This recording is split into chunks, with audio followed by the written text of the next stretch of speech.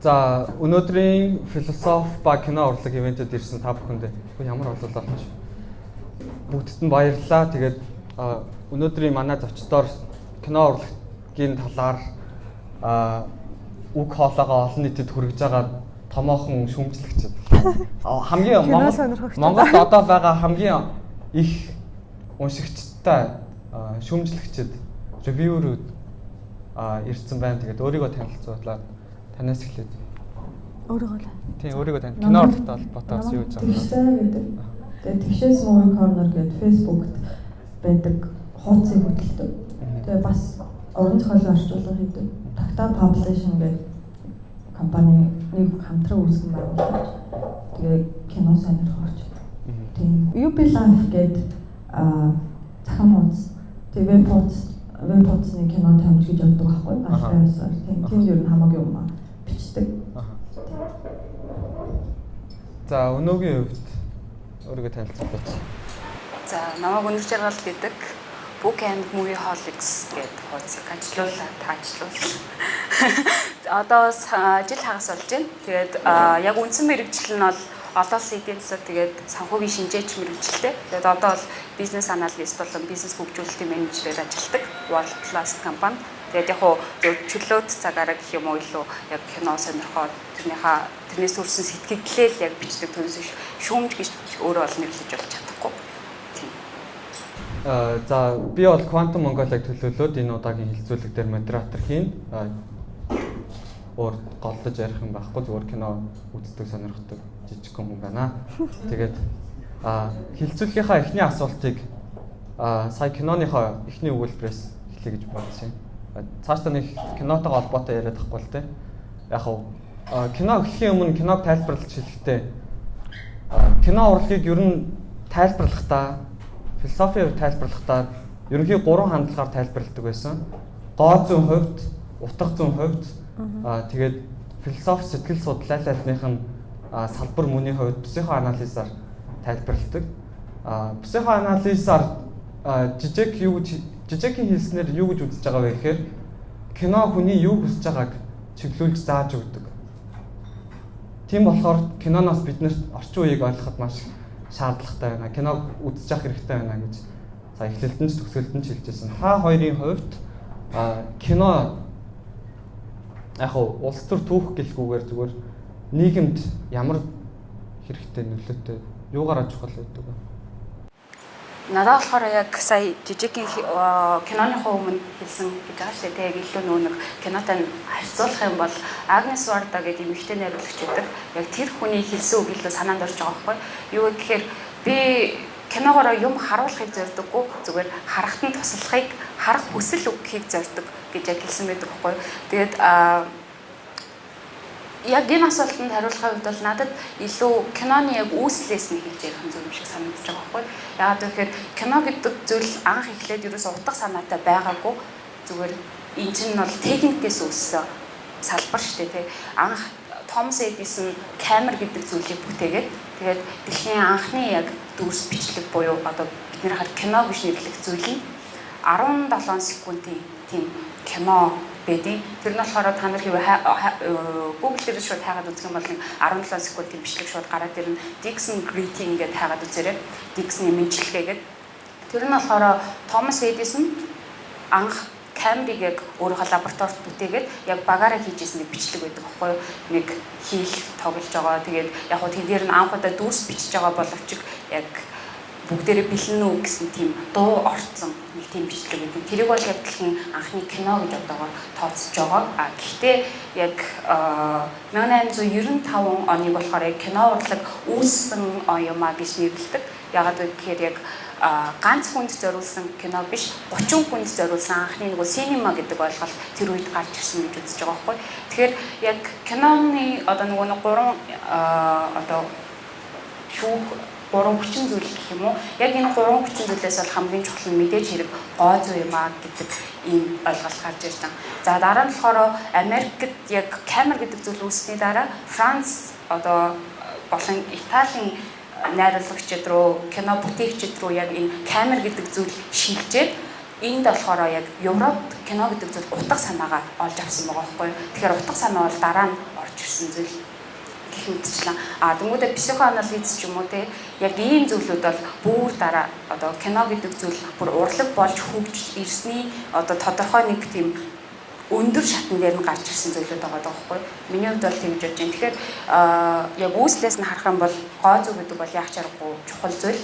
Тэгэхээр нөгөө хүмүүс амар их ярьдаг шүү дээ. Commercial кино, mainstream гэдэг амир кинонуудыг ялгадаг. Гэхдээ энэ зүйл бол яг магадгүй тийм хүн гүнзгий утгагүй байлаа ч гэсэн энэ зүйл бол заавал байх ёстой байсан зүйл. Энэ урлаг бол яг техникийн хөгжлийг дагаж өөрчлөгдөж, шинжлэгдэж явах ёстой зүйл учраас яг тэгж бодож цааш нь шившив өргөлөөлөд ярих юм бол би санаагаа авчих واخ гэхгүй. Зүгээр сайн ярьсан шүү дээ. Кино гэдэг зүйлийн хэлбэрийн хувьд одоо яг урлаг гэдэг зүйл юу яг яагаад байдгийг те тэрнээс л ярих хэрэгтэй болтой. Тэгээ жижиг сайн хэлээд байна шүү дээ. Хүн ингээд өөрсдөө ч мэдгүй зүйлийг хүнд нээж өгдөг зүйл те кино ер нь урлаг бол тийм баг. Хүний одоо мөн одоо амтнаас ялгарх юм уу те хамгийн гол мөн чанар бол ер нь бас урлагаар илэрч байдаг. Амьтад бол угаасаа ингээд яг өдөр тутамдаа амьдраад юм автомат байгаа байхгүй те. Хүн болохоор амьдарч байгаа энэ зүйлээ эргцүүлж те утга учир өгч онгож чаддаг царай ганцаардаг байгаа байхгүй одоо яг те тэр нь болохоор урлагаар илэрдэг. Тэгээд тэрэн дээр ярихаар ялчгүй яг гоо зүг те тийм зүйлс яригдана. Тэгээд яг кино зүгээр яг хэлбэрийн хувьд яг тгий санагдаад байдیں۔ Одоо үг ч юм уу та уран зохиолын зүйлс яг ялгаатай зүйл нь ингээд яг хүний зүг чиг те хүний бодол шиг байгаа байхгүй те. Хүн ингээд юм дүрсээр ингээд зүтэлдэг. Тэгээд бодол ингээд дурсамжууд болохоор юм дүрсээр ингээд киноны кадр шиг зурс гэж орж ирдэг те. Тэгээд дээрээс нь бид нар яг одоо амьдралыг энэ туулах процесс, энэ туулах явцсан яг кино үзэж байгаа шиг байдаг тийм. Гэт хүмүүстэй ингээд яг тийм ингээд юм үзэж ингэж харьцдаг.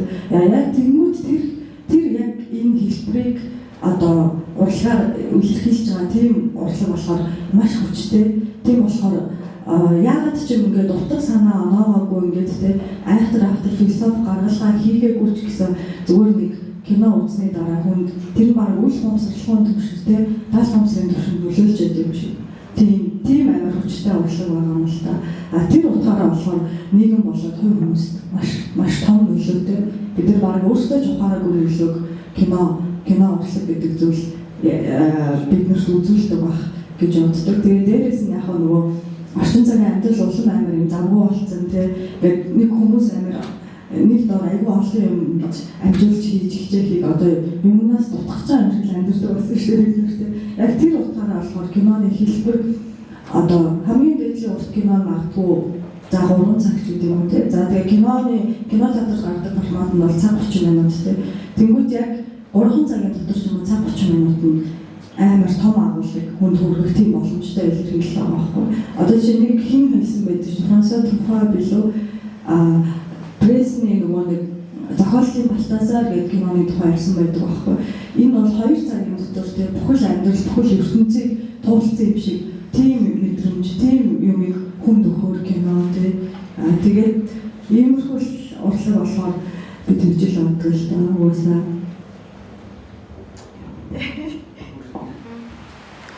Сая тэгшээг хэллээ нөгөө нэг гоо зүй утга санаа тийм юмнуудыг ингээд яг зэрэг өгч идэг гэх.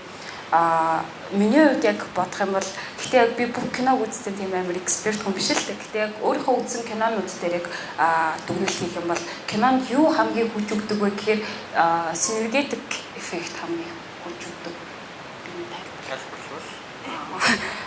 Одоо синергетик эффект гэхээр чинь би чамд балаа өгөөд чи надад гутлаа тайлаад өгчих гэж бодъё л тоо. Тэгэх юм бол энэ бол синергетик эффект нөлөө ерөөсөө биш. Яг гэвэл бит хоёрын бал гутал хоёр зүгээр эзнээ сольсон болохоос биш энэ бал гутал хоёрт ямар ч өөрчлөлт гараагүй байхгүй. Тэнгүүд одоо чинь зоригт дэлхийн 2 дугаар дан хизээ хэлснийг мэддэггүй гэж бодъё заяа. Тэгээд чи дууссан оныг мэддэг. Би эхэлсэн оныг мэддэг. Тэгвэл би 1939 онд дэлхийн 2 дугаар дан хэлсэн гэд хэлчихлээ.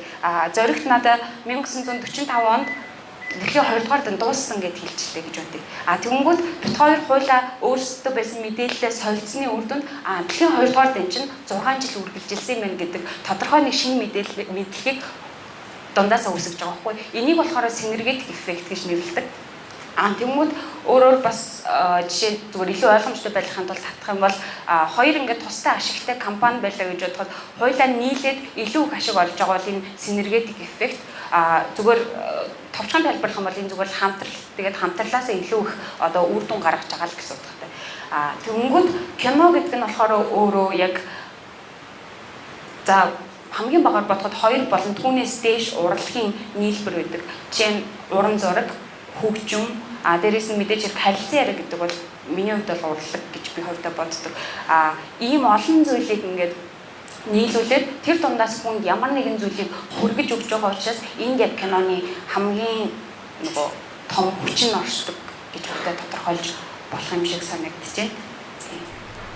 Окей, сая хэлсэн шүү дээ. Киноноос яг 2 цагийн киноноос бүхэл бүтэн амьдралыг ертөнцийг мэдэрсэн юм шиг санагдлаа. Тийм үе байсан гэж Францын нэг киноны хариулт. Францын киноны хариулт хэлсэн гэж шүү дээ. Окей. За одоо энэ дунд ч гэсэн зөндөө олон кино сонирхдаг, киног яг шимтэж үзхийг хүсэж байгаа болон үздэг хүмүүс янз бүрийн хүмүүс байгаа бах.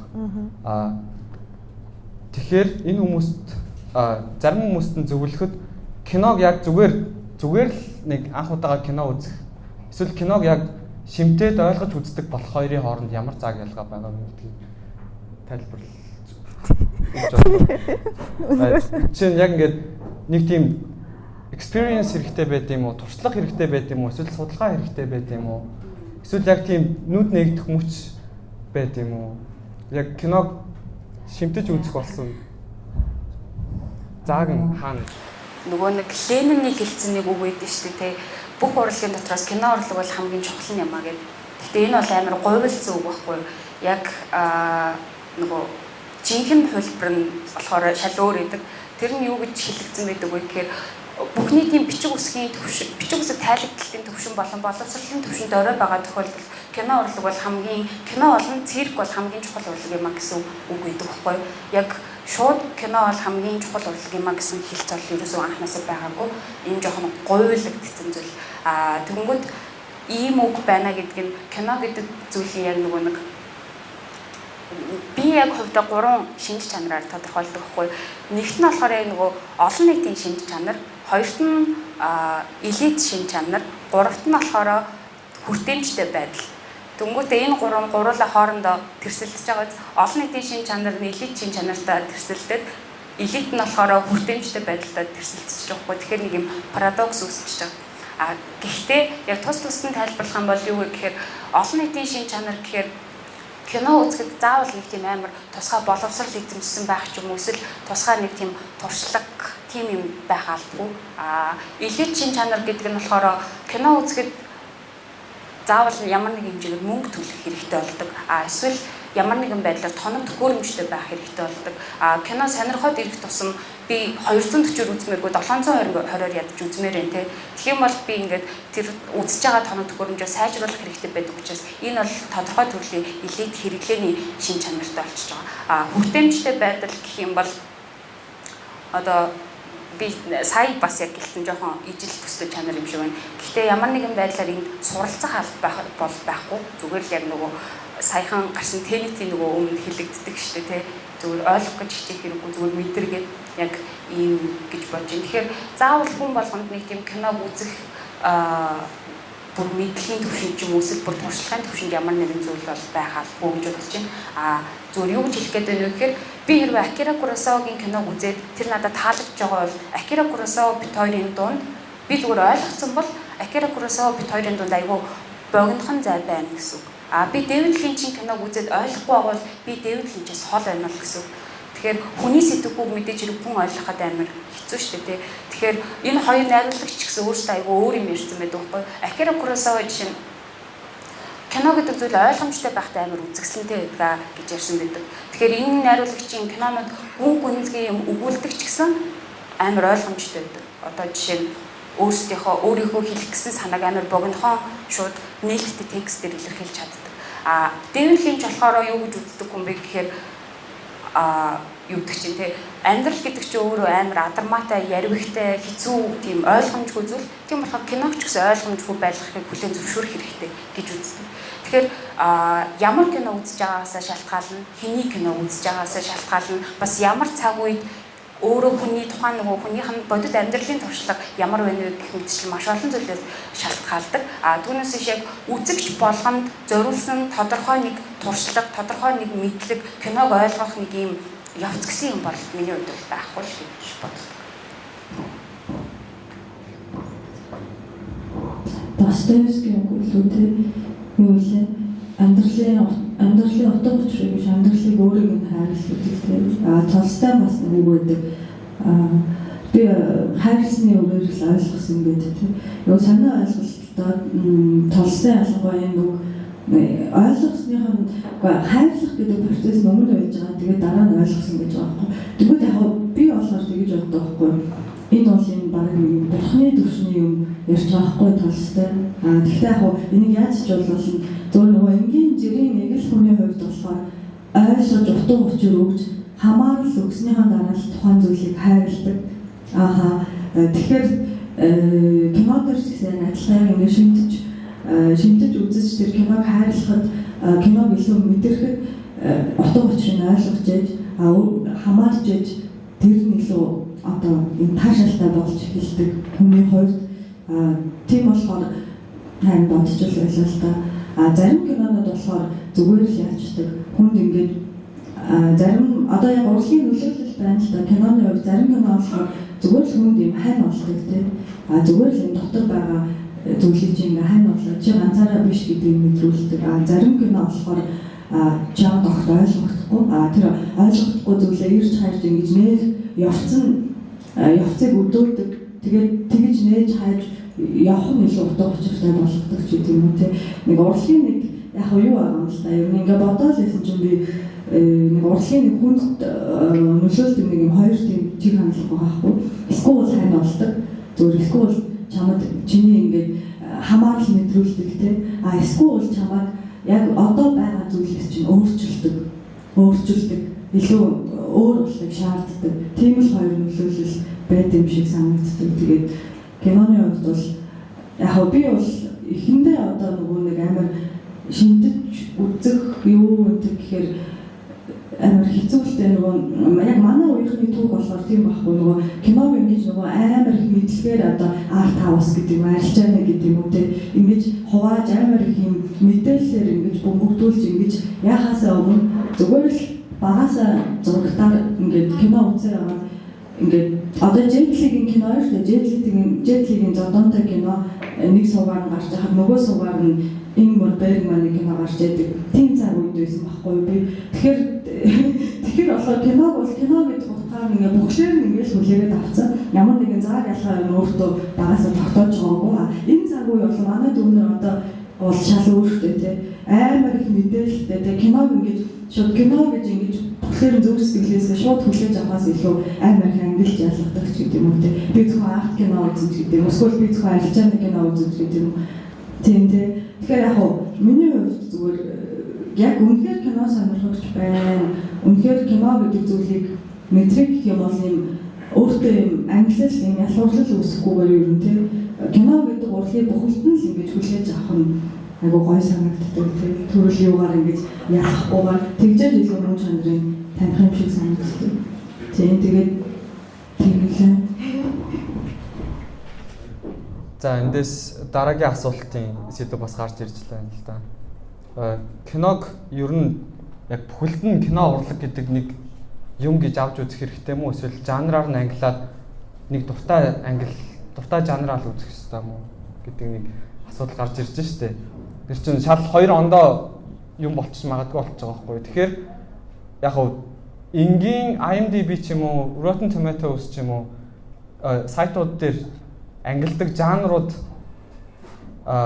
тэгж жанруудаар ангилах нь зөв үү? Эсвэл ингээд ер нь нэг киног тухайн нэг жанр энэ л жанрын кино байна гэж ангилж үзэх ер нь боломжтой юу? Эсвэл хэд хэдэн жанр байж болох уу?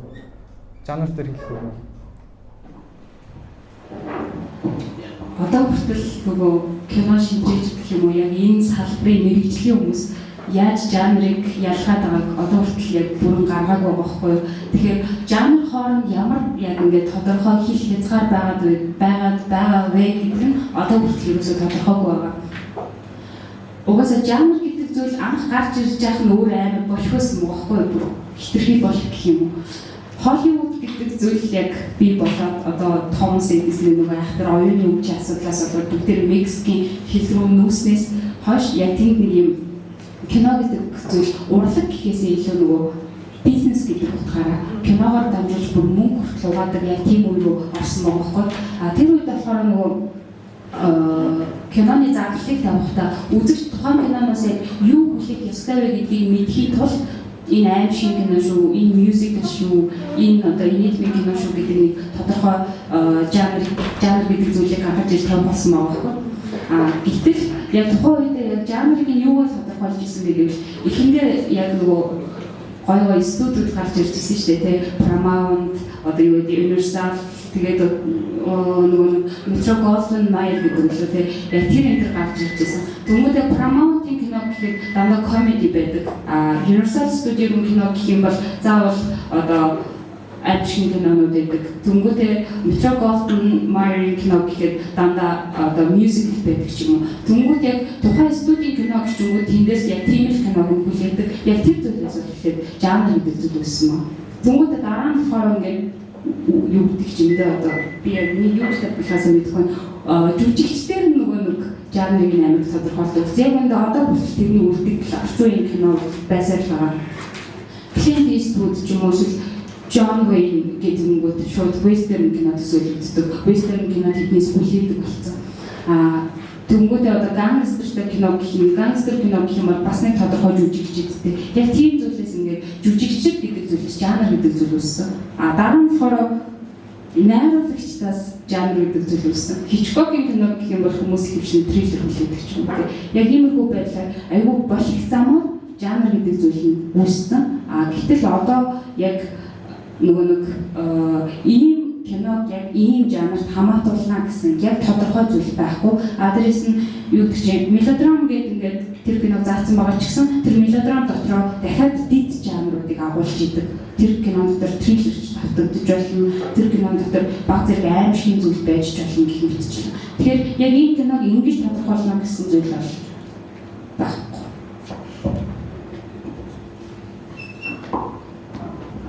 Тийм өнөөг ярьсан дээр хэлэхэд ингээд кино урлаг одоо 100 жил болж байгаа шүү дээ. Тэгээд ингээд хөгжиж байгаа хавцад хөгжлийн ахиу үеүүдэд болохоор жанрын алга амар хурц тод байсан тий.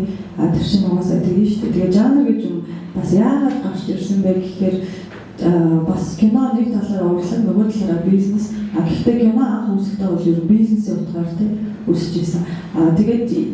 Тэгээд бизнес юм чи яах вэ гэхээр хүний хэрэгцээг хангана. Хэрэгцээг нь хангаж байгаа болохоор хүн халаас насаа мөнгө гаргаад киног үзэн шүү дээ. Тэгэхэд бол хүний хэрэгцээ чинь юу вэ гэхээр хүн өөрөө жанраар дамжуулж одоо хэрэгцээг урьдчил томьёолоод таамаглаад би одоо амар хядраад яачлаа тэгэхээр би инээмэр байна те би инэдмийн кино үзмээр байна гэдэг юм уу инэдмийн жанрыг харцаад үзэх нь шүү дээ. Тэгээд би эсвэл ингээд сэтгэлээ амар өвдөр болгомоор байна. Би энэ шийд амьдралаас жоохон холтмоор байна гэх юм бол одоо яах юм мюзикл кино үздэг юм уу те. Эсвэл би зүгээр ингээд амар байна. Сэтгэл зүйн хувьд өөрийгөө сормоор байна гэх юм бол аим шиг үздэг ч гэдэг юм уу те.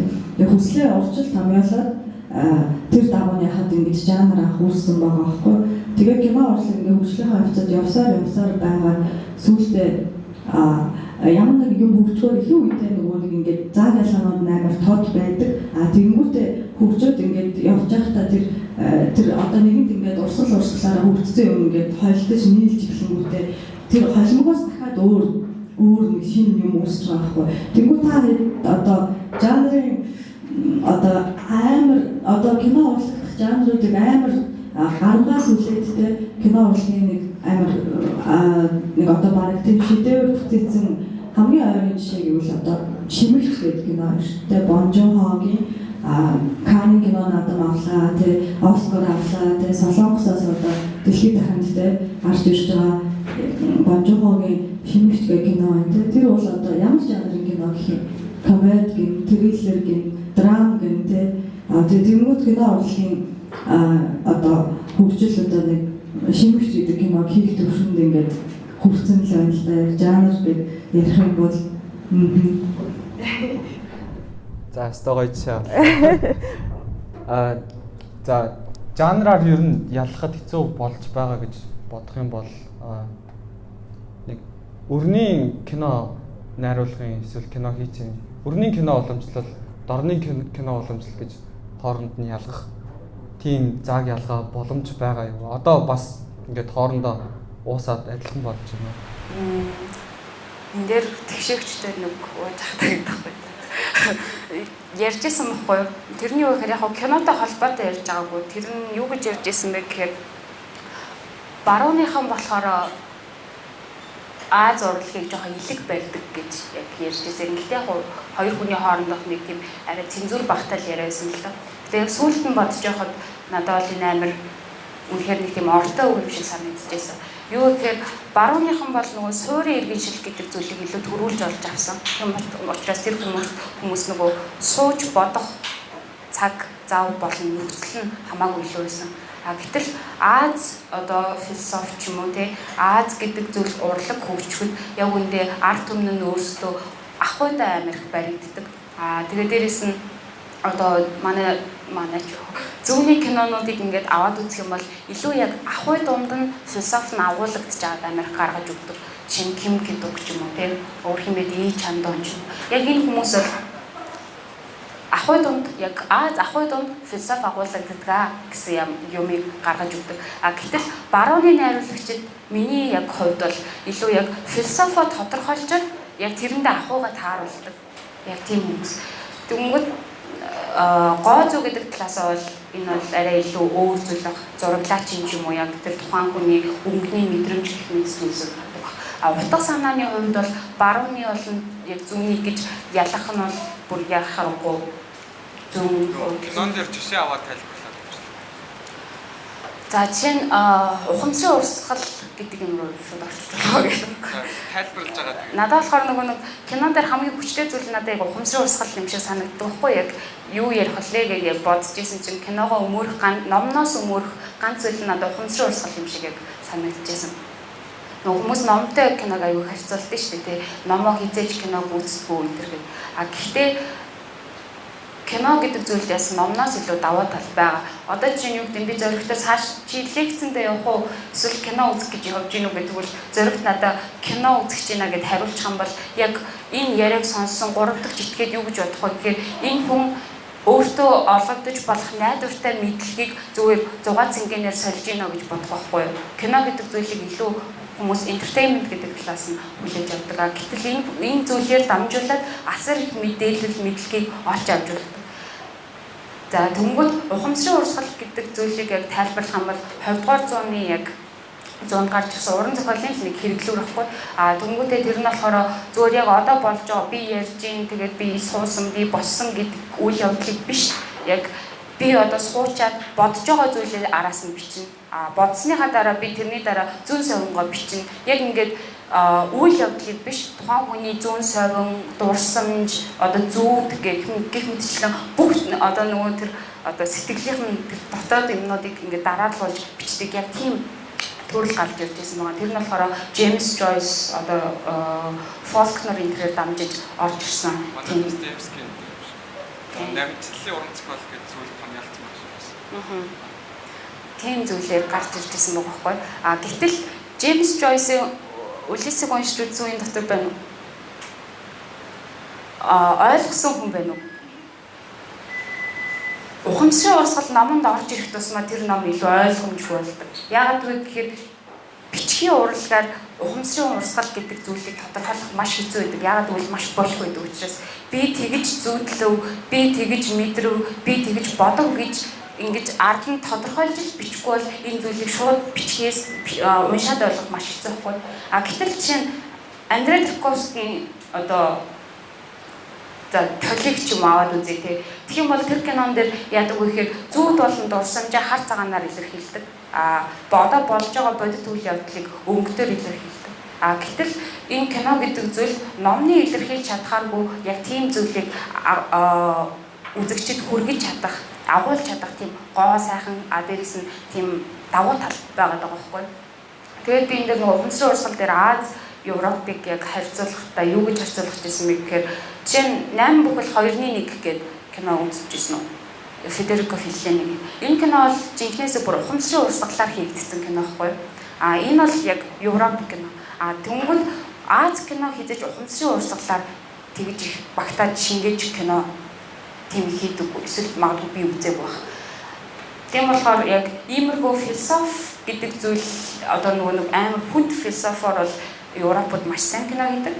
Гэтэл нөгөө талаас нь нөгөө ахын философи гэдэг зүйлийг үзүүлэх дээр бол Азиудыг хамаагүй илүү гэж хэлж чадна. Жишээ нь энэ хамгийн том төлөвлөлт мэдээж миний бодлоор Ким Кидук гэж үзэж байна. Энэ хүн бол шашин гэдэг чинь нэг төрлийн бас ахуйтай илүү холбоотой юм шиг яг миний хувьд санагдтыг. Тэгэнгүүт Ким Кидук гэдэг хүн чинь Пьета гэдэг кино байгаа шүү дээ. Тэн дээр тэр хүн христийн шашныг яг киноныхоо гол сэдэв болгож авч исэн бол чинь хавар зам намар өвөл дахиад л хавар гэдэг кинон дээр тэр хүн буддын шашнаар оролцож исэн байгаа байхгүй.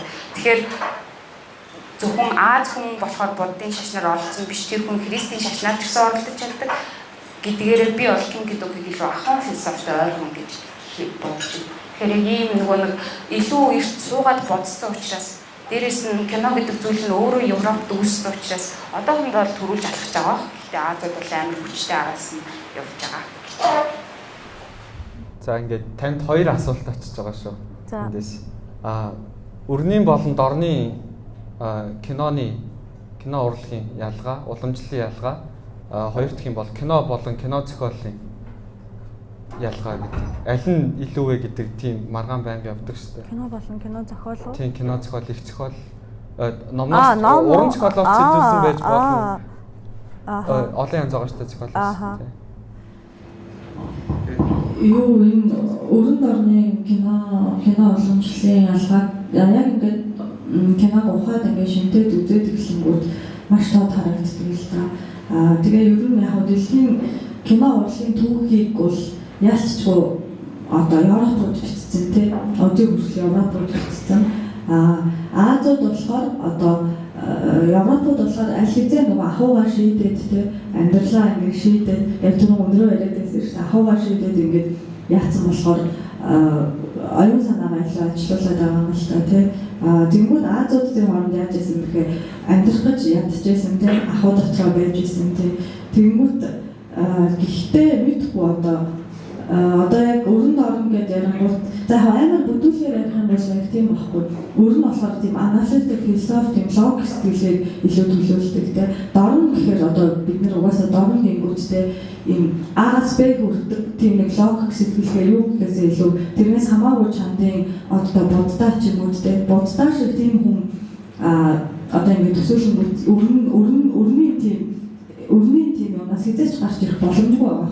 Буддаа шиг тийм гэгэрэлтэй тэгмүүд тийм нэг юм сүнслэг тийм чандын тийм одоо хүний оюун ухаан хэдий агуулч гэсэн нөгөө талаар хүн чинь ганц оюун ухаантай амьд биш тийм сэтгэл зүрх мэдрэмжтэй тэгээд тэрнтэй амьд тийм болохоор тэр талын илүү дорн төлөвлөдөг тийм тэгээд ертөнцийг ойлгож одоо хандах хандлага тэрийг бидрэгтэй ч гэсэн жоохон өөр тийм нэг нь оюун ухаанаараа нөгөөх нь одоо юу гэдэг эсвэл магадгүй зүрх сэтгэл мэдрэмжээр л гэдэг юм уу нэг нь ингээд сая өндөр хэлсэн шүү дээ ингээд нэг юм гаргалгаанд төрчөө тэрнийхэн дагуу амьдрэх гэх юм уу тийм тэгдэг бол дорн нь болохоор амьдрж явах тэр юугаа амьдрсныхаа дараа тэрийг гаргалгаанд хүрдэг гэдэг юм уу тийм бүр ойлгомжтой тийм тэгэхээр зүгээр нөгөө нэг родны нөгөө нэг сэтгэгч гэж баримл байдаг шүү дээ нөгөө тэр намайг яг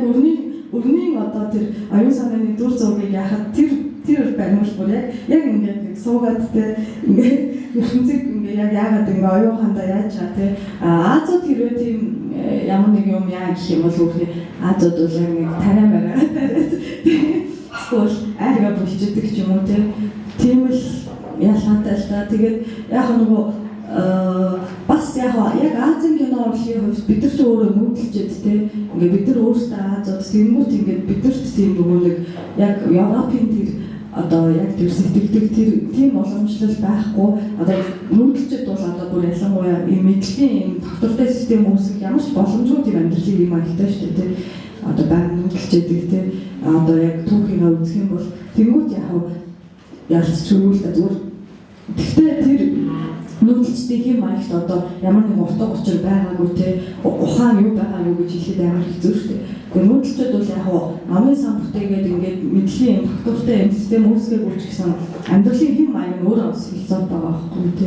Айгаа бүрж явахтай л барах те. Тэгэхээр тэгээд яг өрөнд орон хоёрыг ярихаар би угаасаа нөгөө Азиудтай амар хайртай юм л те. Тэгмэд өрнийхний тэр нэг одоо соёл иргэншил гэдэг юмыг өөрсдөө бүтээсэн бол үнэн. Гэхдээ тэргээрээ яаж ингэж Азиудыг те ингэж нэг яадаг хандлагт нь бол айгүй дургу одоо жоохон дорт үздэг гэдэг юм те. Гэхдээ Азиуд одоо юу яагаагүй ч гэсэн одоо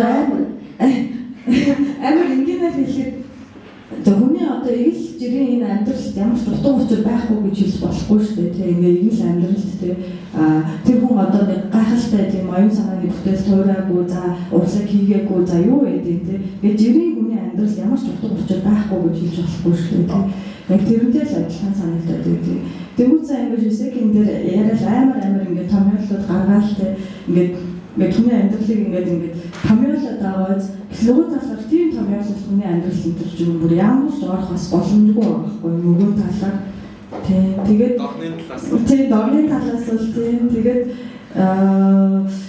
яг одоо яг дэлхийн кино урлагтай ярих юм бол 90 оноос хойш одоо Азийн кино урлаг бол үнэхээр угаасаа өрн тэр Европт юу ингээ бүр яг арт хаус төвшөндөө бол ингээ бүр ингээ баг хол орчихсон байгаа байхгүй. Одоо тэгээд кино сонирхогчид угаасаа л ярьдээ шүү дээ. За одоо угаасаа нэг Европ, Америкаас илүү те Азиуд л угаасаа те яг арт хаус кинон дээр бол те угаасаа одоо ингээ алж байгаа те одоо энэ цаг үеэл одоо Азийнхны цаг үе те гэж ярьж байгаа. Тэгэхээр одоо яг миний хувьд яг нэг урлаг ч юм уу те кино бас уран зохиол одоо юу гэдэг одоо ингээд миний амьдралыг тижээж идэг тийм амар хоёр том юм дээр ингээд Азиудаа хараачлаад амьдарч байхад айгүй болж байгаа тийм манган баатарлынхын үед амьдарч байгаадаа бас баярлалаа. Сая тэгшээгчийн хэлдэг дээр нөгөө нэг талан нүүдэлчин талан тариалан жаадаг шүү дээ. Түнгүүд яг сэтгэхүйн үед ч гэсэн яг тэрүүгээр айгүй их ялгагдчих байгаа байхгүй юу. Одоо жишээ нь юу гэдэг Европод бүгдээрээ амар фэшнд төрүүлээд амьдарсан тийм түнгүүд гарууд юм уу ярьж хүмүүс тэд нар юу гэж ярьдаг вэ гэхээр бороо явж ийн гэж орчуулагддээ шүү дээ. Яг Монгол руу орчуулах юм бол одоо ямар ч Европ хэлнээс ингээ бороо явж ийн гэдэг. Гэтэл тэр нь одоо жишээ нөгөө нэг байшингийн цонх руу нөгөө бороо нь ороод дагаад цонх дагаад явж исэн гэж тэр хүмүүс бодогдохоор байгаа байхгүй. Жишээ нь Вьетнамд бороо урсж ийн гэж ярьдаг. Дөнгөд яаж ийн вэ гэхээр нөгөө тий одоо нөгөө нэг амар их тийм үерэлдэг амар их газар амар бороотой юм нөгөө үерэлцэн газар амьдрахын тулд байшингаа дээш нь юм нөгөө нэг баг нь өргөж байгаа тэрэн дээрээ байшингаа барьдаг гэсэн мөн баггүй. Тэнгүүд байшингийнхан доогуур бороо нь орчоод урсаад явж байгаа учраас тэр хүмүүс бороо урсж ийн гэж ярьдаг. Тэнгүүд Монгол жишээ нь бороо орж ийн гэж ярьдаг. Тэнгүүд нөгөө тоонтой шүү дээ тий. Тэнгүүд ингээд бороо ингээд тооноор нь орж ирээд байгаа учраас бороо орж ирж ийн гэж ярьсан. Бороо орж ийн гэж ярьсан чинь билүү бид нар мэдэхгүй шүү дээ тий. Анх тэр хэлийг үүсгэж байгаа. Тэнгүүд энэ хүмүүсийн нөгөө нэг сэтгэхүйн хүртэл өөр байгаа байхгүй. Тэгээд яг энэ зүгээр л бороо цаас орхоос өксүүлээд энэ хүмүүс ингээд суурь иргэн шилт ихлээд орцсон байсан. Бид нэр ихлээд цонхтой олцсон байсан шүү гэдгийг хүртэл яг ингээд харуулж эхэлж байгаа байхгүй. Тэгэхээр яа харахгүй баруун зүүнний ялгаа бол кино урлагт байна. Гэхдээ мэдээж хэрэг энэ ялгаа бол мэдээж хэрэг арилна. Тэгээд кино нутаа болчих юм бол чигээр арилна. Яг түүхээ харуулаад онд орчих. Тийм. Одоо юу зохиол дээр кино тэгээ кино зохиол хоёр гэж байгаа шүү дээ тий. Кино зохиолыг бол бид нар мэдээж хэрэг киног нь үзээ шууд уншиж чадахгүй шүү дээ тий. Гэхдээ уншигддаг тохиолдол байна. Тэрний юу вэ гэхээр найруулагч нь өөрөө киногоо нээлттэй текстээр одоо үзэл санаагаа илэрхийлж байгаа тохиолдол. Одоо энэ дээр хамгийн орын жишээ гэвэл Акира Куросавагийн нөгөө Rhapsody in August гэх кино байдаг шүү дээ. Яг тэн дээр болохоор яадаг вэ гэхээр киноныхаа хамгийн чухал санааг зүгээр л хэлцдэг. Тэрний үг гэхээр зүгээр хүн төрөл хүмүүсийн ой санамж бол амар богинохон зүгээр хамгийн эмгэнэлтэй үйл явдлыг бүр хамгийн хурдан мартаж чаддаг юм да. Жишээ нь нөгөө Нагасаки гэдэг хот байдсан шүү дээ. Тэн дээр цөмийн бөмбөгдөл дуусныг хүн төрлөختийн юм хурдан мартсан байна гэдгээр жишээ аваад ярьчихж байгаа байхгүй юу? Тэгэнгүүтээ тэр кино бас хаалттай текст буюу одоо нөгөө нэг өнгө тэгээ зүгээр яг илэрхийлэмжээр илэрхийлсэн зүйлс нь бол айгүй нуршин удаан байдаг. Гэхдээ энэ нь нөгөө нээлттэй текстээр илэрхийлсэн зүйлээсээ илүү их утга санааг агуулж идэг. Жишээ нь номон дээр бол ингээд би тэр хүн одоо ингээд өндөр гэдэг ч юм уу те ийм ингээд тоочод бичсэн байдаг. Тэгвэл кинон дээр бол тэрийг зөвхөн тэр хүний зургийг харуулад л болов. Гол нь үдэл санаагаа илэрхийлэхийн тулд найруулагч ямар арга ашиглах вэ гэдгээс л яг кино зохиол зүгээр уншигдах уу эсвэл үгүй юу гэдгээс болж байгаа. Тэгээ Акира Куросава бол угаасаа киногоо ойлгомжтой ойлгохыг хүсдэг хүн. Тийм болохоор яг ерөнхий утга санаагаа бол шууд хэлцдэг найруулагч. Жишээ нь Dreams ч юм уу те тэрнээр бас л ерөнхий утга санаагаа хэлцдэг. Гэтэл нөгөө талаас би нэг өмнө нь жишээ авч ирсэн шүү дээ. Дэвид Линч гэдэг. Дэвид Линч бол хизээж тэгдэггүй. Бүр яг ингээд шугаман үйл явдлын дарааллыг ашиглахгүй байвал тэр баг ингээд Дэвид Линч юм шиг болдог тим брендийг үүсгэсэн хүн ч юм уу те. Нолан ч гэсэн сая галлаа те уучлаар үзег хүн байвал. Гэхдээ үйл явдлын бас л нэг юм тогтсон дараалалгүй байх нь баг Ноланы нэг стил юм шиг юм болчиход байгаа. Тэгээ сая нөгөө ном дээр бас амар яриад ирсэн шүү дээ те. Тийм тэгээд ном ч гэсэн баг ялхаагүй тэгж бодогдож байна. Одоо юу гэдэг тэр хүн одоо ингээд өндөр гэд нэг юм зураглал байлаа гэхэд тэр хүн яг хинтээ харьцуулахад өндөр юм. Одоо жишээ нь зоригт дээр сууж байгаад нэг хүнийг өндөр гэд уншлаа гэхэд зоригт нэг өөр өндөр хүн, би нэг өөр өндөр хүн төсөөлж байхгүй юу? Зоригт нэг 190-тэй хүн төсөөлж байгаа, би 180-тэй хүн төсөөлж гэж болно тий. Гэтэл нөгөө ном кино хоёрыг харьцуулахдаа хүмүүс амар хитрхи нэг талыг барьж харьцуулт юм шиг надад санагдтыг. Яагаад гэхээр одоо юу гэдэг ном дандаа чухал байна гэсэн үг бол биш. Жишээ нь 1984 гэдэг ном байдаг шүү дээ, Жорж Оруэллын. Дүнгууд 1984-ийг би уншаад 1984 чухал ном хэрнээ би 1984 гэдэг киног үзчихэнгүү тэр entertainment болно гэсэн үг биш. Гол нь нөгөө Тарковский хэлсэн нэг гоё үг гэдэг шүү дээ, нэг номыг 1000 хүн уншвал тэр 1000 өөр ном болно гэдэг. Дүнгууд яг үндэ тэр найруулагч өөрийнхөө тэр номыг уншсанараа кино хийх хэрэгтэй хүн байхгүй юу. Тэгэхээр тэр ном одоо юу гэдэг би нэг найзтайгаа хамт нөгөө Достоевскийн Гим зэмийг кино болгосныг нь үзэжсэн. Тэгэхэд бид хоёр шал өөр мэдрэмжийг авч ирсэн байхгүй. Надад болохоор тэр кино маш таалагдчихсан. Манай найзад бол ерөөсөө таалагдаагүй. Ягаад гэвэл тэр киноныхаа одоо нөгөө Достоевскийн Гим зэм дээр гардаг дүр нь миний төсөөлөлтөөр одоо тэр кино таарч ирсэн учраас надад таалагдчихсан. Гэтэл тэр Достоевскийн нөгөө нэг Гим зэмээс манай найзад төсөөлөгж исэн юм тэр кинотод таараагүй учраас тэр хүн ерөөсөө таалагдаагүй байхгүй. Тэгэхээр найруулагч гэдэг нь өөрөө бас нэг уншигч болж байгаа. Тэр нөгөө нэг номыг уншсан 1000 хүнийх нь нэг нь найруулагч нэг байгаа байхгүй. Тэгэхээр 1000 өөр номны нэгийг нь одоо тэр 1000 өөр ном болсны нэгийг нь тэр хүн найруулаг кино болгож гинэ гэдэг бол тэр киног миний хувьд энэ бол амар өрөөсгөл юм шиг санагдав. Тэр номыг муу болгосон гэсэн үг биш. Тэр хүн зүгээр уншигчийнхаа үүднээс тэр номыг яаж ойлгосон бэ гэдгээ бусад 999 уншигчтай үзүүлж байна гэсэн үг юм шиг санагдав. Литагийн өөр хөлбөрөнд үзсэн хүмүүс амар сайн. Айгуу алдар. Тийм сайн өнөг яшин дээр угаасаа нэг мөнхийн маргаан байдаг шүү дээ. Ном кино хоёрын алин дээр үгэлтэй угаасаа мөнхийн маргааны хамгийн юу сэдв чинь тийм шүү дээ. Нөгөө кино хийж намайг үзтгүүгээд энэ бол угаасаа сайн өнөг яшинтай айгуу байхгүй. Хүн ингээд тухайн номыг уншаад үг гэдэг чинь угаасаа дүрсэн шүү дээ. Үгээр дүрсэлж байгаа. Тэгэнгүүт үгээр дүрсэлж байгаа тэр хүн аян санаандаа өөрийнхөө төсөөлөл өөртөө өөрийнхөө үзмжийг буулгаж байгаа. Тэгэнгүүт тэр нь дэлгэцэнд амлангууд тэр нь өөрийнхөө төсөөлнөөс өөр байдаг. Тэнгүүд таалагдахгүй болдог тийм. Гэтэ яг хүн өөрийнхөө төсөөлөлд амар хайртай байхгүй. Тийм болохоор нөгөө нэг байнга гоншгодог шүү дээ. Тэр амар алдартай уран зохиолын бүтээлүүдээр ингээд кино хийчихээр тэр нь нэг их амжилттай ерөөсөө болж өгдөггүй шүү дээ. Дандаа л ер нь үзэгчтэндээ илтгэр гоншгонж яадаг шүү дээ. Тийм тэгэхээр хүн угаасаа тийм л байгаа юм л та. Тэгээ нөгөө талаар зүгээр яг одоо уран зохиол кино гэдэг зүйл чинь болохоор шал хоёр өөр илэрхийлэмжээ агуулгатай шал хоёр өөр хэлтэй юм. Тусдаа хоёр урлаг байгаа байхгүй. Кино бол яг ингээд диалог ашиглаж үг орж ирдэгтэй. Гэхдээ кино чинь уран зохиолоос тэгс өөр зүйл байгаа байхгүй. Яг тэнгуү тэрийг болохоор зүгээр ингээд одоо дундаж төвчний мейнстрим ч юм уу англичны киноноос бол мэдрэхэд бол хэцүү. Англичны кино бол ерөнхийдөө бол гол тулгуур нь аюу сайн зохиол байдаг байхгүй тийм. Одоо Холливуудын үзсэн дэг сургуульчтэй тийм. Бүр одоо кино зохиол бичих юу гэмүүд эхний 10 минутанд одоо бүр амар нарийн жортой шүү дээ тийм. Хүний анхаарал төвлөрөх юу хамгийн дээд нь 10 минут байдаг тийм. Тэгэхээр эхний үед ингэж юугаа дүрээ танилцуулна. Тэгээ 10 минут өнгөрсөний дараа тийм дараагийн эргэлтээ хийн гэдэг ингээ бүр нарийн жортой тийм.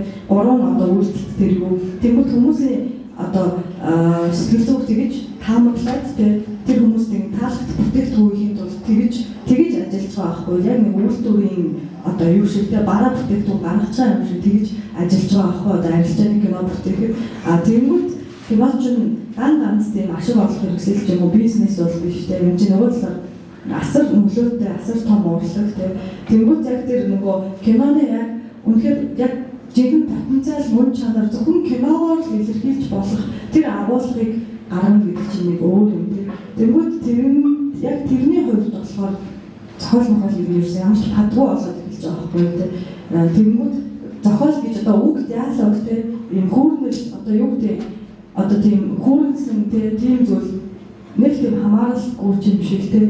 Тэгвэл яг киноны одоо тэр одоо зөвхөн киногоор үзүүлж болох тэр агуулгын одоо үнэхээр хязгаарыг хэлсэн тийм кино гэдэг чинь ийм одоо уран зохиолын ч юм уу тийм одоо хөгжмийн одоо бусад урлагийн хязгаарч харуулж чадахгүй зүйлийг зөвхөн киногоор үзүүлдэг ийм өөрийн хэлэмжтэй ийм урлаг юмаа гэдгийг бол хамгийн одоо гарангаа харуулж өгсөн тийм найруулагч бол Тарковский байгаа байхгүй. Тарковский яагаад тийм агуу вэ гэхээр кино урлагийн тэр чадвар потенциалыг ингээд эцэст нь тулгаж чадсан юм тийм.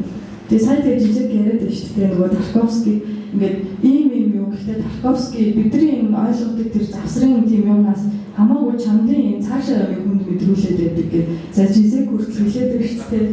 Тийм байна. Тэгэхээр одоо юу гэдэг кино одоо кино зохиол хоёрыг ингэж харьцуулна аль нь илүү байна гэдэг чинь амар наад түвшний юм байгаа юм л да юм тийм ер нь жоохон тийм болох харьцуулалт байхгүй тийм за миний хувьд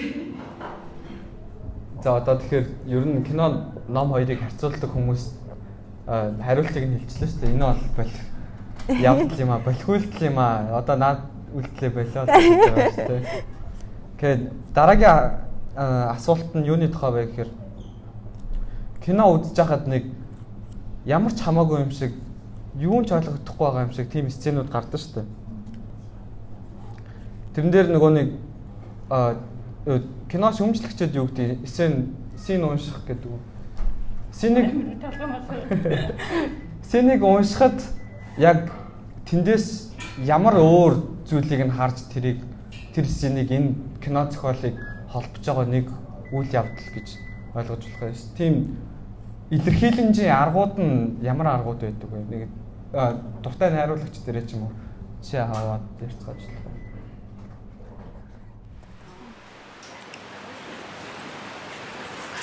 Нөгөө сайн хүний нэрийг 1000 барж идэнэ гэдэг шиг Вонка байгаа л жишээ авъя да гэхгүй. Вонка болохоор надаа яг өнгө болон сүүтрийг яг жинхнээсээ тийм илэрхийлэл хэмжээ арга болгодог юм шиг санагддаг. Хэрвээ та нар энэ Mood for Love гэдэг киног үзчихсэн бол тэрэн дээр хамгийн сайн анзаарагддаг гэж би өөртөө боддог. Нөгөө нэг яг зочид буудлын руу орж байгаа нэг хэсэг байдаг шүү дээ. Эрэгтэйх нь яг тэн дээр амар олон секунд яг ингээд араас нь хараад байгаа л гэдэг байхгүй. Тэнгүүтээ яг энэ талаараа ингээд зүгээр яг буудлын өрөөнүүдтэй яг нөгөө талаараа хөшигтэй байдаг байхгүй. Тэнгүүт буудал дотор юу хөшиг гараад ирвэ гэж бодогддог. Гэтэл нөгөөх нь юу байсан бэ гэхээр яг би энэ киног амар олон удаа үзчихэж яг ойлгосон. Тэр нь юу гэхээр энэ хүн бодит амьдрал болон яг жүжиглэлт хоёрын дунд нь байгаад байна гэдгийг зүгээр л хөшиг болон бодит одоо хан хоёроор үзүүлсэн байгаа байхгүй. Тэн дээр нөгөө нэг эмэгтэй яг ингээд жүжиглэх сургуульд хийж байгаад яг жинхнээсээ хайртай болдог шүү дээ тий. Тэнгүүд яг энэ хүн жүжиглэлт болон бодит амьдрал хоёрын дунд сонголт хийх хэрэгтэй болжээ гэдгийг хүшиг болон хан хоёроор үзүүлсэн баг жишээтэй. Тэгээд Вонкава дээр цааш нь in the mood for love дээр бас нөгөө нэг юу байдаг шүү дээ. Эрэгтэй эмэгтэй хоёр салдсан шүү дээ. Тэгэхэд яг эрэгтэй нь сүүдэр рүү яваад эмэгтэй нь үлддэг байхгүй. Тэгэнгүүт Вонкава ихэнх кинон дээр сүүдэр гэдэг бол яг нэг тийм өнгөрсөн гэж харагддаг. Гэрэлтэй хэсэг нь бол яг одоо байдаг. Тэнгүүд энэ яг бас юун дээр амар хэлэгдэг вэ гэхээр Ashes of Time гэх кино байдаг шүү дээ. Тэрэн дээр ингээд нэг юм хаалгаар нь зүгээр онгоочоод нэг сүүдэр тусаад сүүдэр нь ханан дээр тусаад тэр сүүдэртэйгээ яриад идэв байхгүй. Тэнгүүдээ тэнд яг хаалганы цаан жинхнээсээ хүн зогсож байгаа юм уу? Ямар хүн зогсож байгаа юм? Тэр нь ерөөсөө мэддэхгүй. Зүгээр л нэг сүүдэр туссан. Тэгээ тэрнтэйгээ яг нэг юм ихтэй яриад идэв байхгүй. Тэнгүүд тэр болохоор зүгээр яг тэр кино яг ингээд төгсгөл нь яг мэддэгддэг. Тэр сүүдэр бол зүгээр л өнгөрсөн нь байсан. Тэр өнгөрсөнтэйгөө тэр юм ихтэй зүгээр яриад идэг. Тэнгүүд Вонкава бол сүүдрийг өнгөрсөн болгож ашигладаг юм байна гэдэг нэг ийм гаргалгаа. Сүүдэр гэдэг бол тэр хүнд өнгөрсний илэрхийлэмж юм байна гэдэг гаргалгаа олж болж байгаа. Тэнгүүд юу гэдэг чинь хүшиг бол тэр хүнд жүжиглэлтийн илэрхийлэлсэн байна. Хан нь бол бодит байдлын илэрхийлэлсэн байна гэдэг ч юм уу. Яг иймэрхүү байдлаар бол олж болдог. Гэрэл болохоор Вонкава дээр надад эргэлзээг харуулт юм шиг санагддیں۔ Тэнгүүд нөгөө нэг Happy Together гэх кино байдаг шүү дээ. Тэн дээр яг нөгөө нэг яг нэг усан ориглуултай гэрэл нь яг нүүрэн дээр ингээл эргэлдэл хийдэг шүү дээ. Тэр болохоор яг тухайн үед тэр эрэгтэй нэг гол дүр нь яг амьдралаа яах вэ гэдэг асар том эргэлзээнд орсныг яг тэр нэг гэрлийн нэг юм анивчсан гэрлүүд нь шүү дээ. Яг нэг юм долгионцсон ч юм уу яг тийм гэрлээр эргэлзээг харуулдаг. Дээрэс нь би киноных нэрийг санахгүй нь гэхдээ сцен амар сайн санаад байгаа байхгүй. Тэн дээр болохоор нөгөө эмэгтэй эрэгтэй хоёр хүн нэг учиртай болж байгаа салцдаг байхгүй. Тэгснээ эмэгтэй нь яг ингээд нөгөө хаалган дээр үлдчихэд эрэгтэй нь яваад өгдөг. Тэнгүүд зүгээр л явж байхдаа тэр эмэгтэйг яг ингээд нөгөө нэг зураг урдаас нь зураг авч байгаа шүү дээ. Тэгэхэд ард нь яг коридорын төгсгөл нөгөө юм долгионцсон гэрэл үзүүлдэг байхгүй юу? Яг юм ус шиг тэгж долгиолж байгаа. Гэхдээ гэрэл яг тэр гэрлээр юу үзүүлсэн гэхээр тэр эмэгтэй эргэлзээг бас харуулсан. Энэ эрэгтэй бит хоёр дахиад уулзах болов уу үгүй болов гэсэн яг тэр эргэлзээг болохоор тэр коридорын төгсгөл долгионтж байгаа тэр гэрлээр жишээ нь харуулсан баг жишээтэй. Тэгэхээр яг Вонкава дээр гэх юм бол миний хувьд яг гэрлээр эргэлзээг харуулт юм байна. Сүүдрээр өнгөрснийг харуулт юм байна. Хүшгөөр тэр нөгөө нэг бодит жүжиглэлийг харуулсан энэ гэсэн юмнуудаар иймэрхүү зүйлсээр бол илэрхийлэмж хэлж одоо сцен унших зүйл дээр жишээ авч болж байна. Угаасаа жишээ авч ярих гэсэн үгтэй. Та өөр хөдөлгөөний ч юм уу, объектийн ч юм уу дүрслэлийн өөр зүгээр нэг ганц жишээ. Гэхдээ зүгээр угаасаа сая өнөөдрийн хэлсэн бүхэндээ санал нийлж байна. Ванкервой гэсэн миний амар дуртай найруулагч байхгүй юу? Гэхдээ Ванкервойг би ингээ үзэхдээ ийм нарийн одоо юу гэдэг нь за гэрэл ингэж юу хийж ийн гэж анализ хийхээсээ илүү зүгээр ингээд тэр киноноос ингээ бүхэлд нь мэдэрсэн мэдрэмж маань надад амар чухал болохоор айгу хайртай байдаг тийм. Тэр чинь амар тийм мэдрэмжийн тийм кино хийдэг хүн байгаа байхгүй юу? Нөгөө талаар тийм тэнгүүд одоо яг тийм байхгүй юу? Яг одоо найруулагчдын үед одоо сая Зэкийн киног үзэж байхдаа ч гэсэн бодлоо л доо ингээд яагаад тийм орчин, яагаад тийм сет зассан, яасан юм тэнгүүд тэр хүмүүс одоо бас Альфред Хичкогийн кинон дээр тэр хүний акшн кинонууд яагаад тийм одоо амар одоо юу ядгүй амар нөгөө нэг чөтгөр шулан гартгүй те амар алхам юм цус нууж ингэж амар бялцахгүй мөртлөө хүмүүсийг яаж тэгэж амар түгшээж тэгэж амар айлгаж чаддаг гэхээр тэр хүний сэтгэл зүйг маш сайн мэддэг юм байна.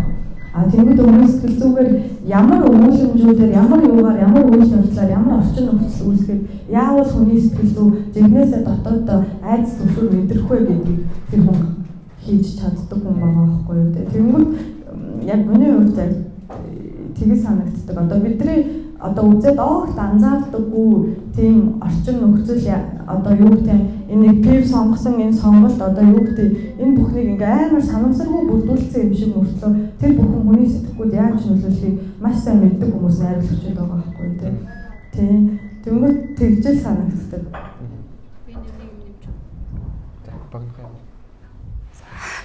энэ дэр нөгөө нэг би сая хэлсэн шүү дээ жишээ нь Wonka кино нэг ийм байдаг энэ төр гээд гэхдээ яг энийг олж харахгүй байна гэдэг нь тухайн киног ойлгохгүй байна гэсэн үг бол ерөөсөө биш.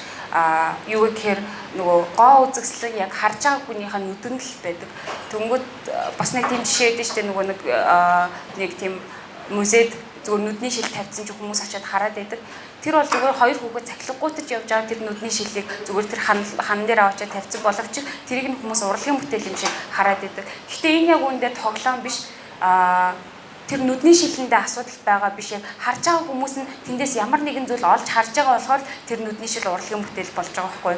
Тэгэхээр энэ нь бол яг харж байгаа хүнийхээ үзэж байгаа хүнийхээ нүдэнд нь оршиж байгаа тэр яг гоо үзэгслэн. Түүнээс биш яг энэ зүйлийг ингээд дамжуулсан учраас энийг харах ёстой. Тэгээд энэ киног яг ойлгосон юм шиг ийм дүгнэлт хийх ёстой гэсэн үг биш. Окей, за хилцүүлгийн хугацаа нэлээд явцсан байна. Ингээд сүүлийн ганц нэг чухал асуултыг асуугаад үзэгчдээсээ нэг 3-аас 5 асуулт авъя. Тэгээд асуулт нь юу вэ гэхээр та хоёрын хувьд манай зочдын хувьд Монголын кино урлаг ямар түвшинд явж байгаа гэж үзэж байгаа вэ? Монголын кино урлаг урагшилж байна уу, ухарч явна уу? Тэгээд та бүхний туршлагаар ямар байна? Дээр үе Монгол кинонууд гоё шүү дээ. Одоо жишээ нь би сая нөгөө нэг илэрхийлэмж гээд ярьснаас зүгээр шууд Монгол кинон дээр үргэлжлүүлээд жишээ авчиг гэж бодчих. Монгол кинонд тийм даал дутуу байдаггүй юу гэвэл бас худлаа. Жишээ нь яг миний хамгийн нөгөө нэг тийм сэтгэл тод үлдсэн син гэх юм бол нөгөө үер гээд киноны яг төгсгөлийн син гэдэг шүү дээ. Яг тэр син ахгүй. Би тэрэн дээр зохиолыг уншиж байгаа хэрнээ амар удаан уншсан хэрнээ яг уншиж байхдаа бодож байсан байхгүй яагаад үергээд нэрлэлсэн юм бол гээд амар рандом нэр юм шиг санагдчихсан. Тэгээд яг киног нь үзсний дараа яагаад үер гэж нэрлэлснийг нь ойлгож байсан байхгүй. Үерийг бол бүгдээр үзсэн байгаа л үү. Яг нөгөө нэг хоёр манай Орос болын Монгол яг хоёрын гол дүр маань буудуулсны дараа нөгөө эхнэр нь хоёр хүүхэдтэйгээ яг завин сэлүүтэх хөнгүү болоод үерт урсаж эхэлдэг шүү дээ. Тэгээ голын урсгалд дагаад урсаж эхэлдэг. Тэнгүүд энэгээр юу үзүүлээд байсан бэ гэхээр яг нөгөө нэг буруу тийшээ яваад байгаа шүү гэдгийг нийгэм буруу тийшээ яваад байгаа шүү гэдгийг мэддэг. Яг тэрний эсрэг сүрч ямар нэг юм хийдэг хүмүүс нь байхгүй буюу одоо үерийг сүрч сэлүүтдэг хүмүүс нь байхгүй тохиолдолд ямар ч одоо нөгөө нэг эхнэр хүүхэд гихмичлийн нөгөө нэг хүч чадалгүй байгаа ямар нэг юм эсэргүүцэх чадалгүй хүмүүс нь зүгээр л тэр урсгалыг дагаад хөвж эхэлдэг гэсэн санаа байсан юм байна. Тийм учраас яг энэ нэг ийм ороо бусгай нийгэм бол яг үер байсан юм байна. Тийм донд бол эсэргүүцэх үзүүлэх чадваргүй хүмүүс нь эсэргүүцэх үзүүлэх чадвартай хүмүүс чадвартай хүмүүсгүйгээ болчих юм бол яг тэр үерт бол зүгээр л урсгал дагаад хөвж эхлэх юм байна гэдэг санааг яг олж ирсэн байхгүй. Тэгэхээр тэгээд яг тэр үед яг ингээд үер гэд нэрлэлсэн юм биш үү гэж бодож ирсэн. Тэгэхээр Монгол кино л ерөөсөн муу гэсэн үг бол биш. Гэхдээ яг энэ үеийн кинонууд бол асар их нөгөө намын шалгуураар ордог те үзэл сурталын маш их тийм том нөлөөтэй кинонууд байсан. Тэгэхээр бас дүгнэхэд хэцүү л дээ. Орчин үеийн Монгол кинонууд гэх юм бол надад би бол яг муулахгүй гэхдээ яг явах ёстой замаараа явж байгаа. Гэхдээ бас нөгөө commercial гэдэг яг тал нь хэтэрхий ихтэй дээ нү гэж хардаг. Оросын кино урлаг бол одоо маш сайн болцсон гэж үзэгддэг. Гэхдээ Оросууд яаж кино урлагаа хөгжүүлж исэн бэ гэхээр зөвлөлтийн үед бол дандаа инээдмийн киногоор тэгээ бүх хүн үзэж болохоор тим киногоор явж исэн гэж байгаа байхгүй. Тэгэхээр нөгөө Ленин яг би нөгөө ихэндээ хэлжсэн шүү дээ. Бүхний тийм боловсролын төвшөнд орой байгаа тохиолдолд кино болон цирк бол мэдээллийг түгээх хамгийн дөт зам одоо тийм урлагуудынаас хамгийн чухал юм а гэдээ хэлж ирсэн. Тэгэнгүүт яг бид нар бас нөгөө үзэгчд нь өөрсдөө бэлтгэдэг хэрэгтэй. Асар олон сайн зохиолтой кино хийх одоо тийм ирмэлзэлтэй залуучууд болон мундаг найруулагчид байгаа боловч яг би одоо жишээ нь яг тийм кино мэднэ маш сайн кино гэхдээ ойлгоход баг зэрэг хэцүү.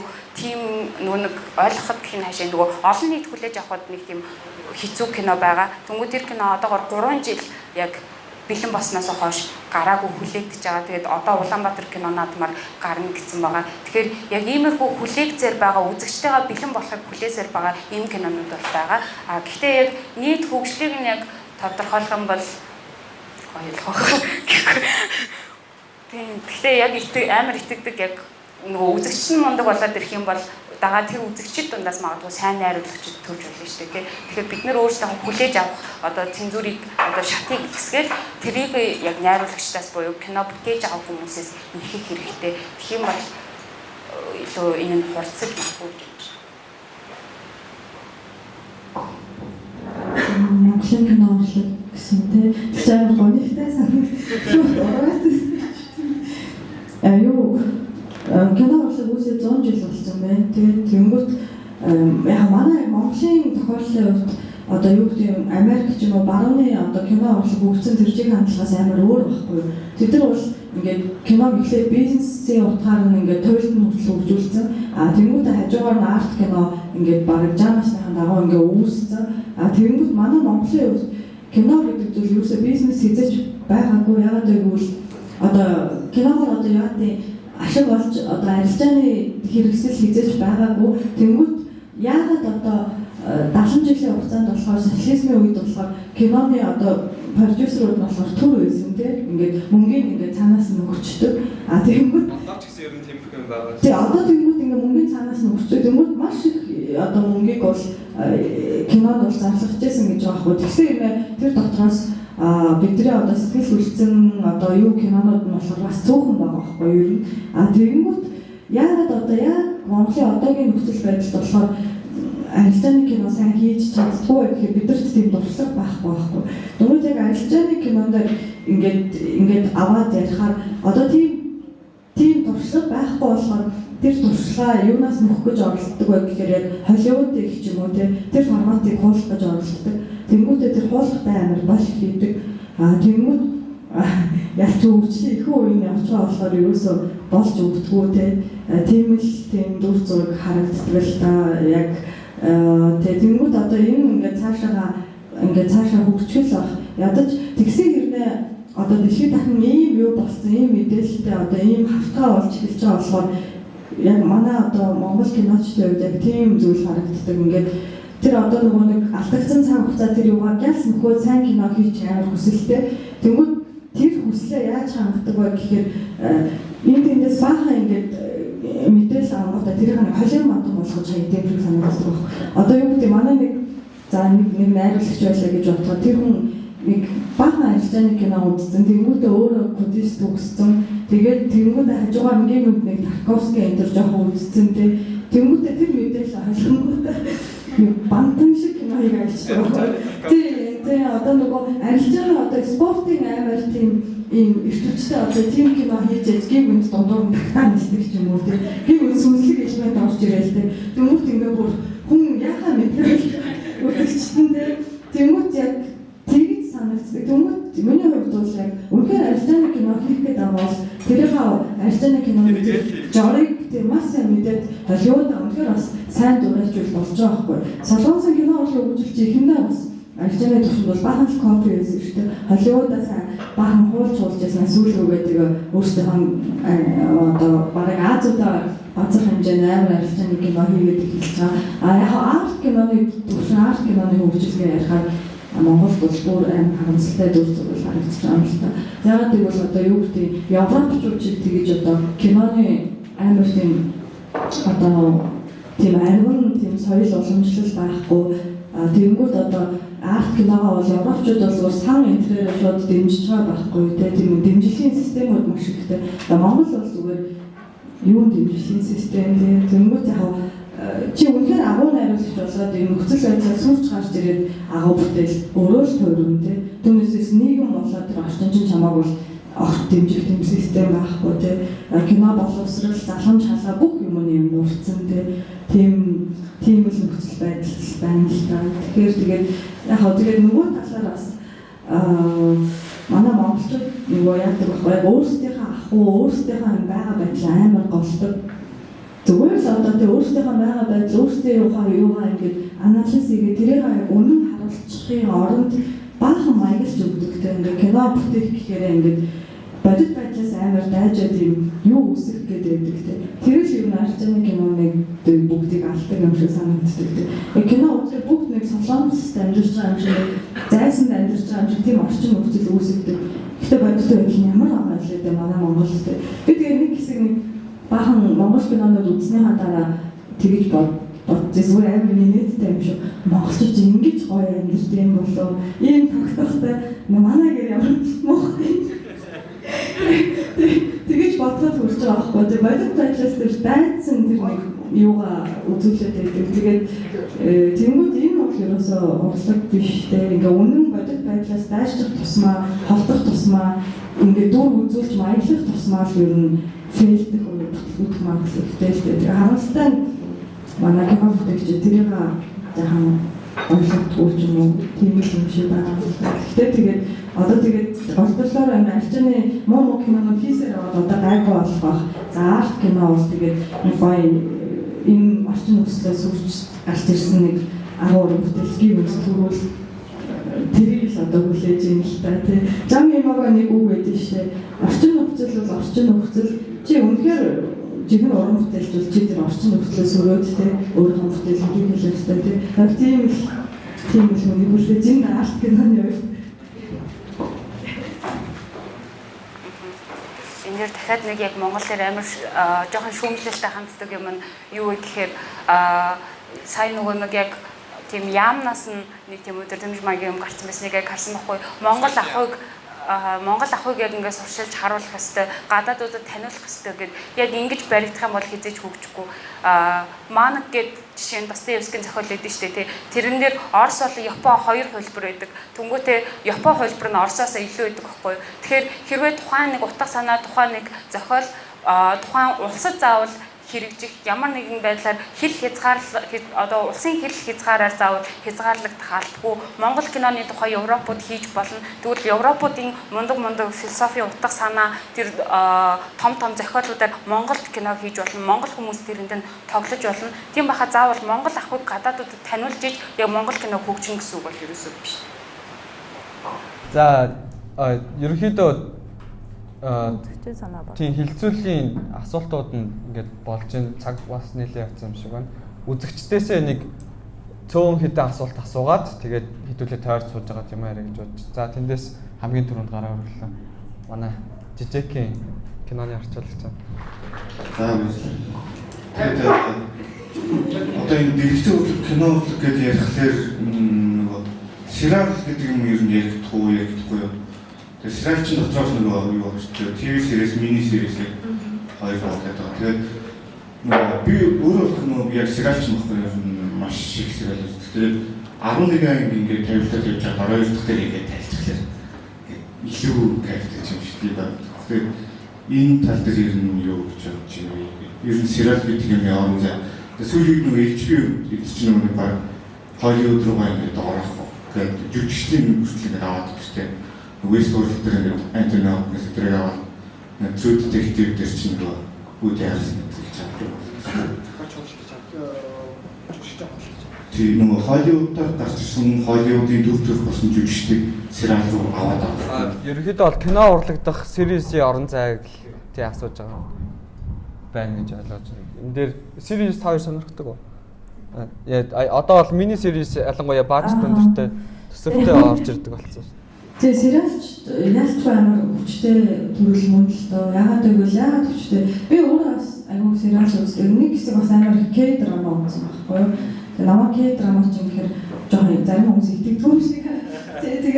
Тэгээ яагаад би К-драма татагдаад за мэдгүй ингээ сериал татагдаад байна гэж бодохгүй. Тэгсэн чинь сериалч хүний өдөр тутмын амьдралын хэмнэлт ингээ нэвтэрчдэг тийм бол одоо киноны нэг төрөл байгаа байхгүй тий. Бүрийн хэмжээний кино 30 минут үзээд инкээс илүү тий яг одоо өдөр олон дуртай сериалаа дагаж үзэх нь тэр хүний амьдралын хэм маягийнхан бүр салшгүй нэг хэсэг болоод тэгээд ингээ өдөр тутмын хүний амьдралын хэм маягт ингээ амар нэвтэрдэг тийм төрөл байгаа байхгүй.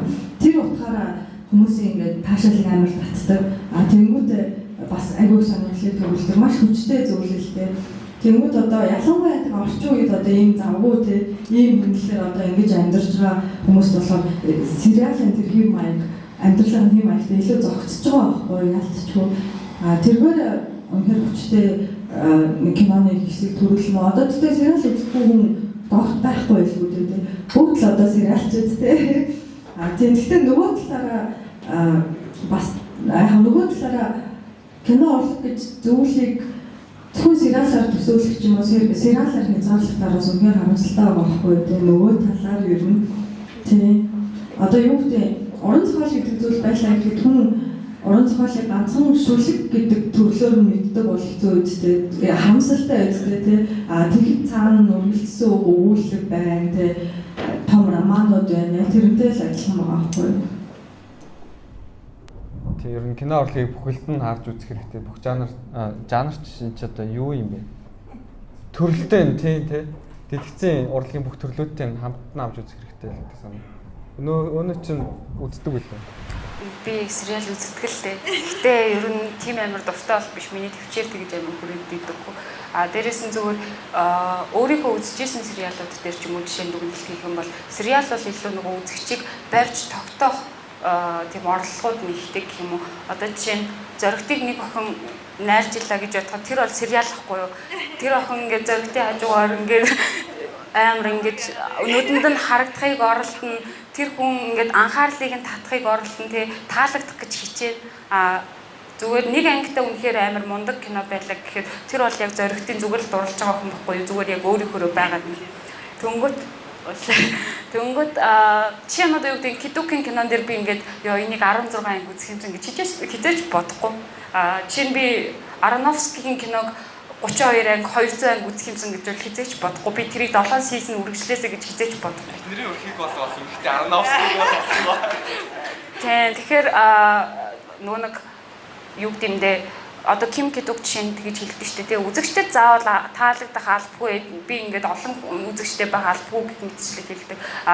Сериалын найруулагчид бол тэ мөнгө олох хэрэгтэй гэхээр за тэгж хэлэхээр арай муухай юм тэ.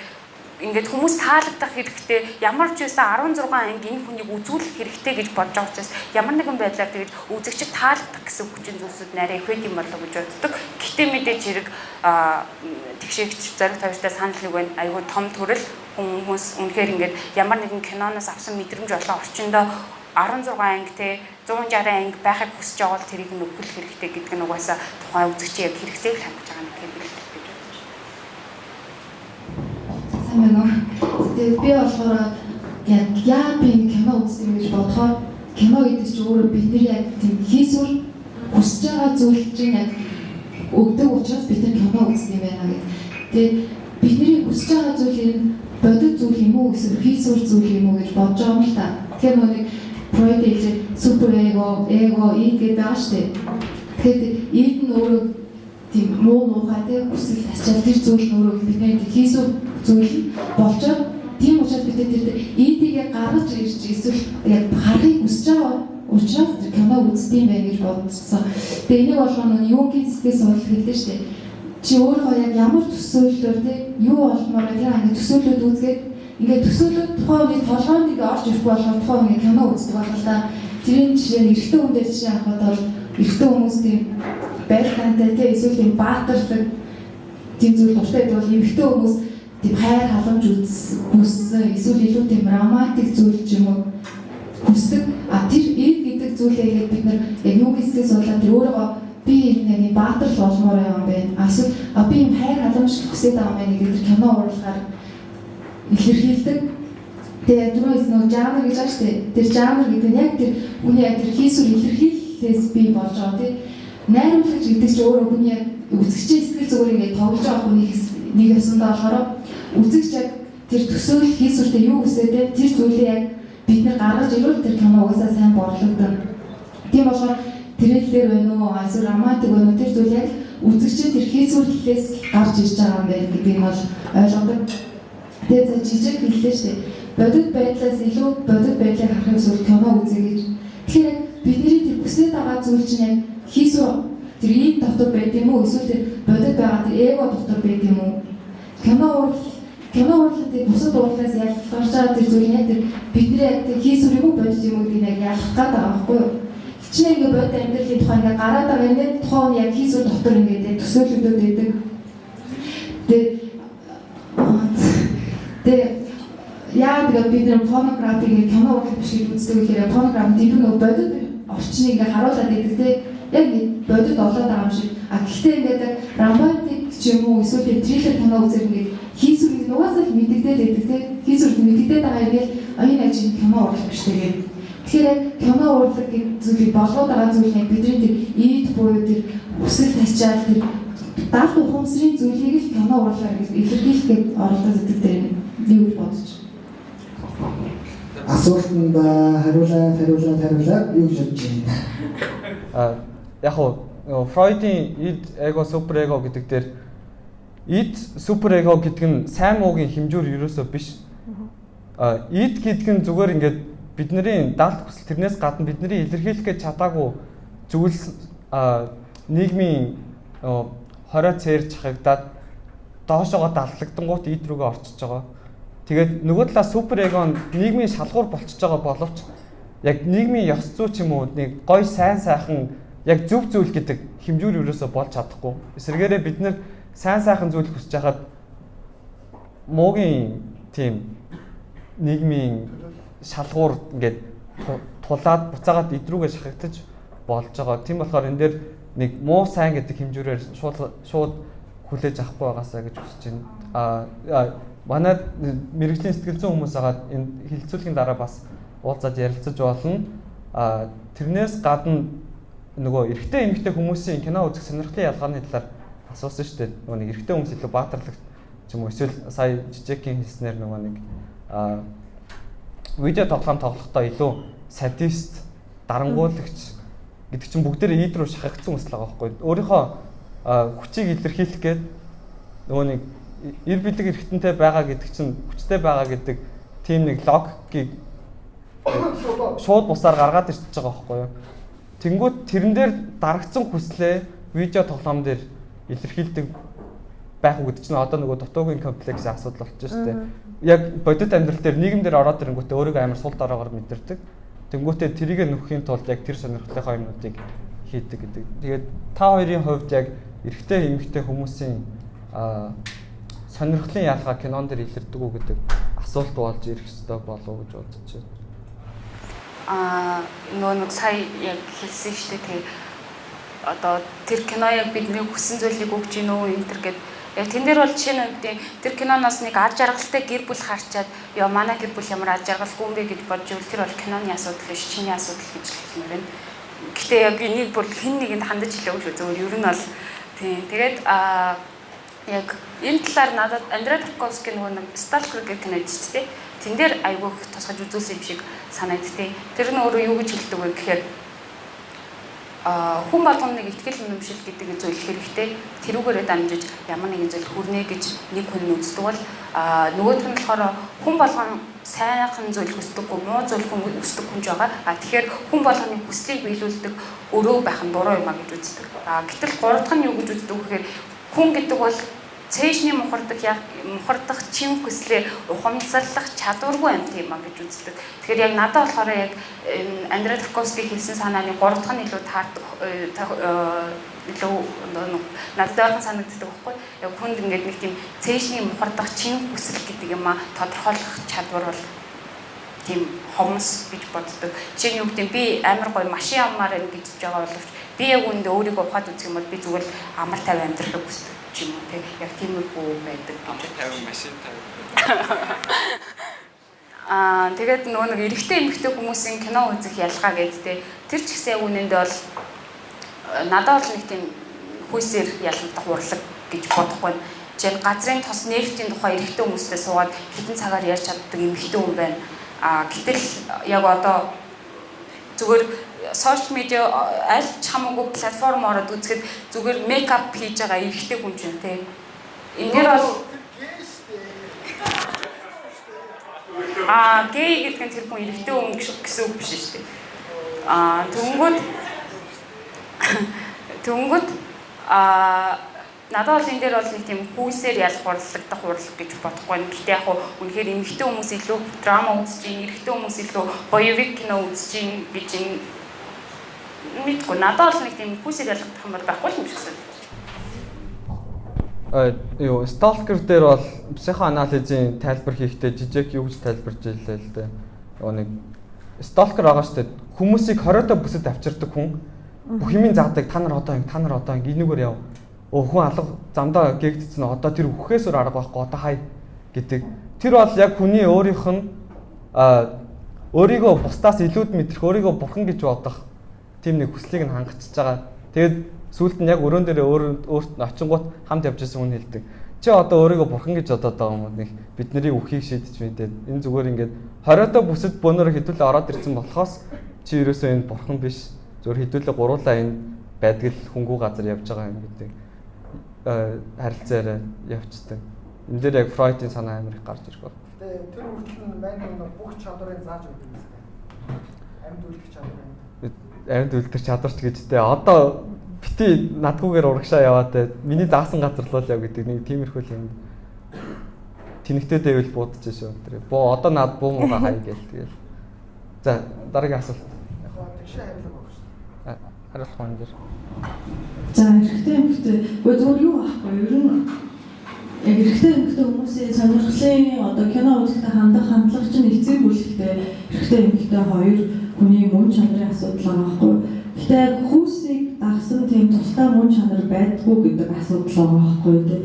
Эрэгтэй эмэгтэй хоёр хүн яг адилхан хүмүүс шүү дээ тийм. Бид нар яг адилхан хүмүүс тэгмүүд яг ингээд дэлхийн анализаар бол яг ч адилхан. Тий одоо ингээ харин тийм ингээд яг адилхан хүн шүү дээ одоо тий мэдрэмжийн төвшөнд одоо чамаа ингээд бариул ингээд зодуулч өвдөл мэдрэн тий яа ингээд биологийн төвшөнд болохоор ингээд яг ингээ адилхан хүмүүс шүү дээ тий. Тэгмүүд яг хүүсийн хувьд тийм ялгаа мөн чанар байна уу гэдэг чинь одоо амар их одоо бидэртэй асуудалтай тий. Тэгмүүд яг одоо дэлхийн түүхийг харангуй эмэгтэй хүнийг яг одоо тэр одоо хүүхэд гаргадаг тэр биологийн мөн чанарын аюу их өвөл хийж тэр орчинд нь эмэгтэй хүнийг амар олон зуун жилээр байрт ирж ирсэн тийм түүхтэй тий одоо чи зүгээр гэрээ эзэгтэй бай тий чи ингээд ээж бай тий чи нийгмийн амьдралд оролцож болохгүй тий тийм ийм нийгмийг ингээд аюу олон зуун жилээр бүтээж ирсэн болохоор тэрний улдагтал уул мөр ингээд стил ингээд ихтэй эмэгтэй хоёр хүнийг тодорхойлоход одоо хүртэл ингээд яригдчих байгаа байхгүй. Тэрнүүд яг орчин үеийн нийгэмд болохоор хүүсийн ийм урчилж ингэж хүүсээр нь хүнийг ингэж тодорхойлж ялгадаг хэв маяг хандлага ингээ улам л бага болж байгаа тийм амьдралын хэв маягууд нь ч адилхан болж байгаа тийм тэрнгүүт би ч одоо феминист юм байна. Гэхдээ нөгөө талаар гэхдээ биологийн хувьд хүн эрэгтэй эмэгтэй хоёр хүн өөрөө гэвэл тодорхой зүйлүүдээр өөр байж болно. Яагаад гэвэл эрэгтэй хүн хүүхэд гаргадаг, эмэгтэй хүн хүүхэд гаргадаг. Хүүхэд гаргана гэж юу вэ гэхээр аюул гормоны асуудал тийм тэр чинь ингээд нэлээ өөр юм явж байгаа. Гэхдээ тэр нь хүний мөн чанарыг баллах хэмжээний тийм том хүчин зүйл мөн үү гэхээр бас биш байгаа байхгүй. Ялангуяа орчин үеийн ийм нэм тэгэнгүүт миний хувьд одоо юу гэдэг эрэгтэй эмэгтэй хоёр хүнийхээ хувьд ингэж урьдчилж ингэж ялгаатай тийм ингэж тодорхойлох хандлагуудад угаасаа байнга л одоо тийм жоохон игдүүцэнгөө худлаа хандлагал игдүүцэнгөө хандлагал ялангуяа орчин үеийн нийгэмд бол одоо энэ хандлага угаасаа одоо халагдвал ёстой зүйл байх л та тий. Тэгэхээр тэгээд миний хувьд хүн гэхдээ тодорхой ялгаатай гэхдээ хүн тэгээд тийм л байна. Сайн миний асуултын гол нь бол эрэгтэй эмэгтэй хүмүүсийн тийм үзэг кино өөр биш л дээ. Яг асуудлын гол нь болохоор яг бидний тэр үзэж байгаа зүйл тэр хийсвэр зүйлээ бид нэр киноноос харахыг хүсдэг юм эсвэл тэр бодит байдлыг харахыг хүсдэг юм. За би ярьж байна. Заавчлаарай энэ асуултанд эрэгтэй хүн хариулах юм шиг байна. Феминистүүд өөрөөсөө хариулж авах шиг байна. За зоригтой гэх юм бол зоригтой уусаа кино үзэж хэлж байгаа шинэ залуу. Юу гэсэн. За жаахан яач задгаарч үнэгээ хэлээ. Эрэгтэй хүмүүс ч гэсэн кино үзэх ямар нэг тийм үсэл байдлыг байн хүсэж байгаа. Нөгөө порнографик асуулт. Яг зөв. Наад дээр чинь нэмэж гэсэн хэлээ. Порнографик түрүү ярьсан шүү дээ. Байна уу те? Энэ бол ингээд ихэд бол бүх юмны тодор харуулждаг ил тод байдаг. Тэрийг үүсгэх туршилт ч юм уу юм байдал нь ерөөхдөө бүх юм дийлэгдэг. Тэгэхээр энэ нь болохоор яг гүйцэтгэлийн хувьд бол бидний сэтгэл зүйн бидний төлөөж байгаа хүмүүсийн хувьд бол зарим талаараа илүү өөр гоё сонирхолтой байдаг юм уу. Ерөнхийдөө ингээ анзаараад насны хэлбэрээр харах юм бол тэг ерөнхийдөө түр хэлсэн шүү дээ. Дандаа нэг тийм тест хэлбэрээр те түрүүн үйлчлэл блүүдэр үйлчлэл гарч ирсэн. Эмэгтэй хүн өөрөө тест бичээд те төвлөрөө гэх юм уу шүү дээ. Тэр үйлчлэл гарч ирсэн. Игтэн өөрөө яаж нэг юу ялах вэ гэж бичиж байгаа нөгөөдөө. За ингээд нэг гол санаагаа хэлэхэд эрэгтэй хүмүүс кино үзэх ямар нэгэн шалтгаан байдгүй гэхээр маш байдаг. Тэр нь маш гэдэг нь одоо хязгаар байж болно, хязгаартай байж болно, цаг хугацаа байж болно. Այսօр нэг түрүүн хэлжсэн тийм янз бүрийн концепттэй кино байж болно. Бид нар мод боолоо үзэж чаддаг тийм зүйл. Яг нь киног үзчихэж тэр кино дээр юу гарч юу ямар утга санаа байна гэдгийг гадарлах тал руугаа очиж штэ. Тийм болохоор яг жинхэнэ нөгөө нэг хэрэгцээгээ шаардлагатай байгаа хэрэгцээгээ олох гэж үзэж байгаа кино гэдэг нь л тэр жинхэнэ нөгөө сурах бичгээрч байна уу эсвэл өөр зорилгоорч байна уу порнографлах. Тэрнээс бусдаар бол бид нэр киног урьдчилж мэдэж чадахгүй болохоор тэндээс юу хүлээж байгаагаа мэдэхгүй. Тийм болохоор кино үзэхэд нэг анханасаа өөртөө байхгүй зүйлийг хайж олж үзнэ гэж зүйл байхгүй байх гэж бодож энэ зүгээр тань мэдэх онолоор. За дараагийн өөрийгөө танилцуулаад тэгээд асуугаарай. За сайн байцгаана уу? Намайг Альтерс гэдэг. За тэгээд ивентийн сэдвийг кино урлаг ба философи гэж ойлгосон. За тэгэнгүүт саяны ярианаас зүгээр надад санагдсан үнцгэн философоос илүүтэйгээр кино урлагаа илүү даван баярлаа гэж санагдлаа. Тэгэхээр надад хоёр асуулт байна. Эхний асуулт нь эндээс нэг сэдв гарч ирээд нэг хангалттай хариулт авахгүй дуусчлаа гэсэн санагдсан. Тэрний үг гэхээр урлаг гэж юу юм бэ гэдэг асуулт хөвшилсэн. За энэ асуултанд дэвшүүлээд дээд асуултыг тавьж тэрний үг гэхээр урлаг яагаад байх ёстой вэ гэдэг. Эхнийх нь урлаг гэж юу юм бэ? Тэгээд дараагийнх нь тэгвэл урлаг яагаад оршин тогтох ёстой вэ? Хоёр дахь асуулт нь болохоор сая та хэллээ шүү дээ. Хин нэг өөрийгөө бурхан гэж үзэж байна. Тэгэхээр идеализм гэж юу юм бэ? Тэгээд дахиад бид асуулт нь адилхан. Идеализм яагаад орших ёстой юм бэ? Бидний яриад байгаа юм нь ерөөсөө киног тайлбарлах гэдэг нь өөрөө дахиад философийн нэг хэсэг болно л доо. Философос хазааж байна гэж ойлгож ивэл энэ бол андуу бодол. Бид нар яг хийцийг нь технологийн хувьд ярьсан байж болно. Гэтэ бид нар адилхан л гооцоо утга зүг нь хаанаад учир нь байгаа юм бэ гэдгийг тайлбарлах гэж оролдож байгаагаар бид нар философоос ерөөсөө хүн дээрээгүй гэдгийг ямар ч сан хэлжээ. Тэгээд хоёр дахь юм бол бидний хилцүүлэхийн цаг хугацаатай. Тийм болохоор товчхон явна. Гэхдээ зочин маань хүсэх юм бол асуултанд нь дэлгэрүүлээд хариулах байхаа гэж бодож байна. Шаардлагатай гэж бодож байна.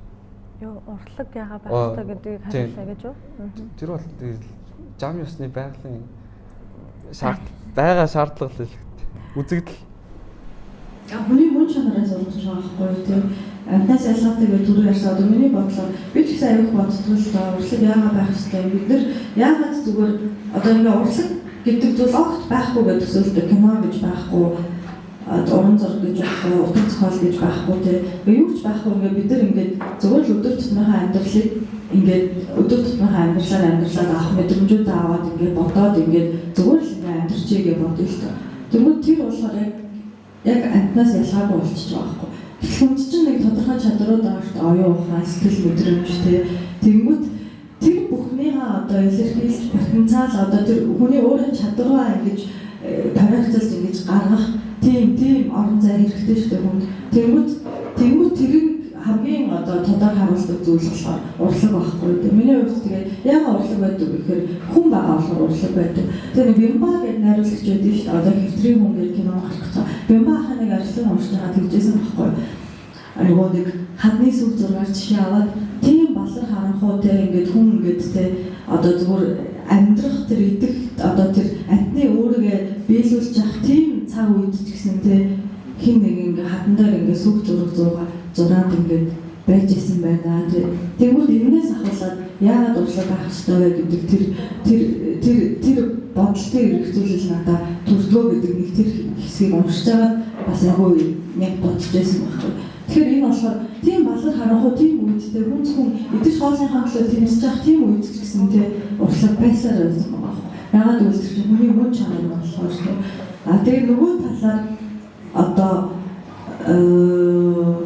хүний ингэж одоо бидний ингээд туулж байгаа амьдралчин бол аягүй хязгаарлагдмал шүү дээ. Тэгэхээр ингээд бидний яг боддоор туулж байгаа амьдралчин за өглөө бослоо ажилдаа болоо 8 цаг зүтгэлээ за эсвэл яа тий инглээ за амьдралдаа нэг амьдралынхаа туршид нэг 30 хүнтэй уулзлаа тий танилцлаа тий тэгвэл яг тэр юугаараа ингээд амьдралыг хүний мөн чанарыг юугаар таних гэхээр тэр чинь аягүй хязгаарлагдмал тий тэгвэл хүн одоо өөрийнхөө одоо юу гэдэг оюун санаа сэтгэл зүрх мэдрэмжийнхаа бүх одоо хамгийн огт шимийг те юулж ингэж дараагийнхаа юулж гаргаснаа дараагийнхаа үед ингэж өвлүүлэх тэр зүйл нь болохоор урлаг байгаа байхгүй. Тэгмүүд би болохоор урлагийг тэгж өгдөг байхгүй. Хүний одоо чадвар боломж одоо юу гэдэг тэрний бүх ингээ огт шимийг ингээ цуглуулад ингээ гаргаж байгаа нэг хэрэгсэлтэй тэгж боддог. Тэр нь яагаад хүн ингэж байгаа вэ гэхээр бид нар хүн болохоор тэгж л бодож байна.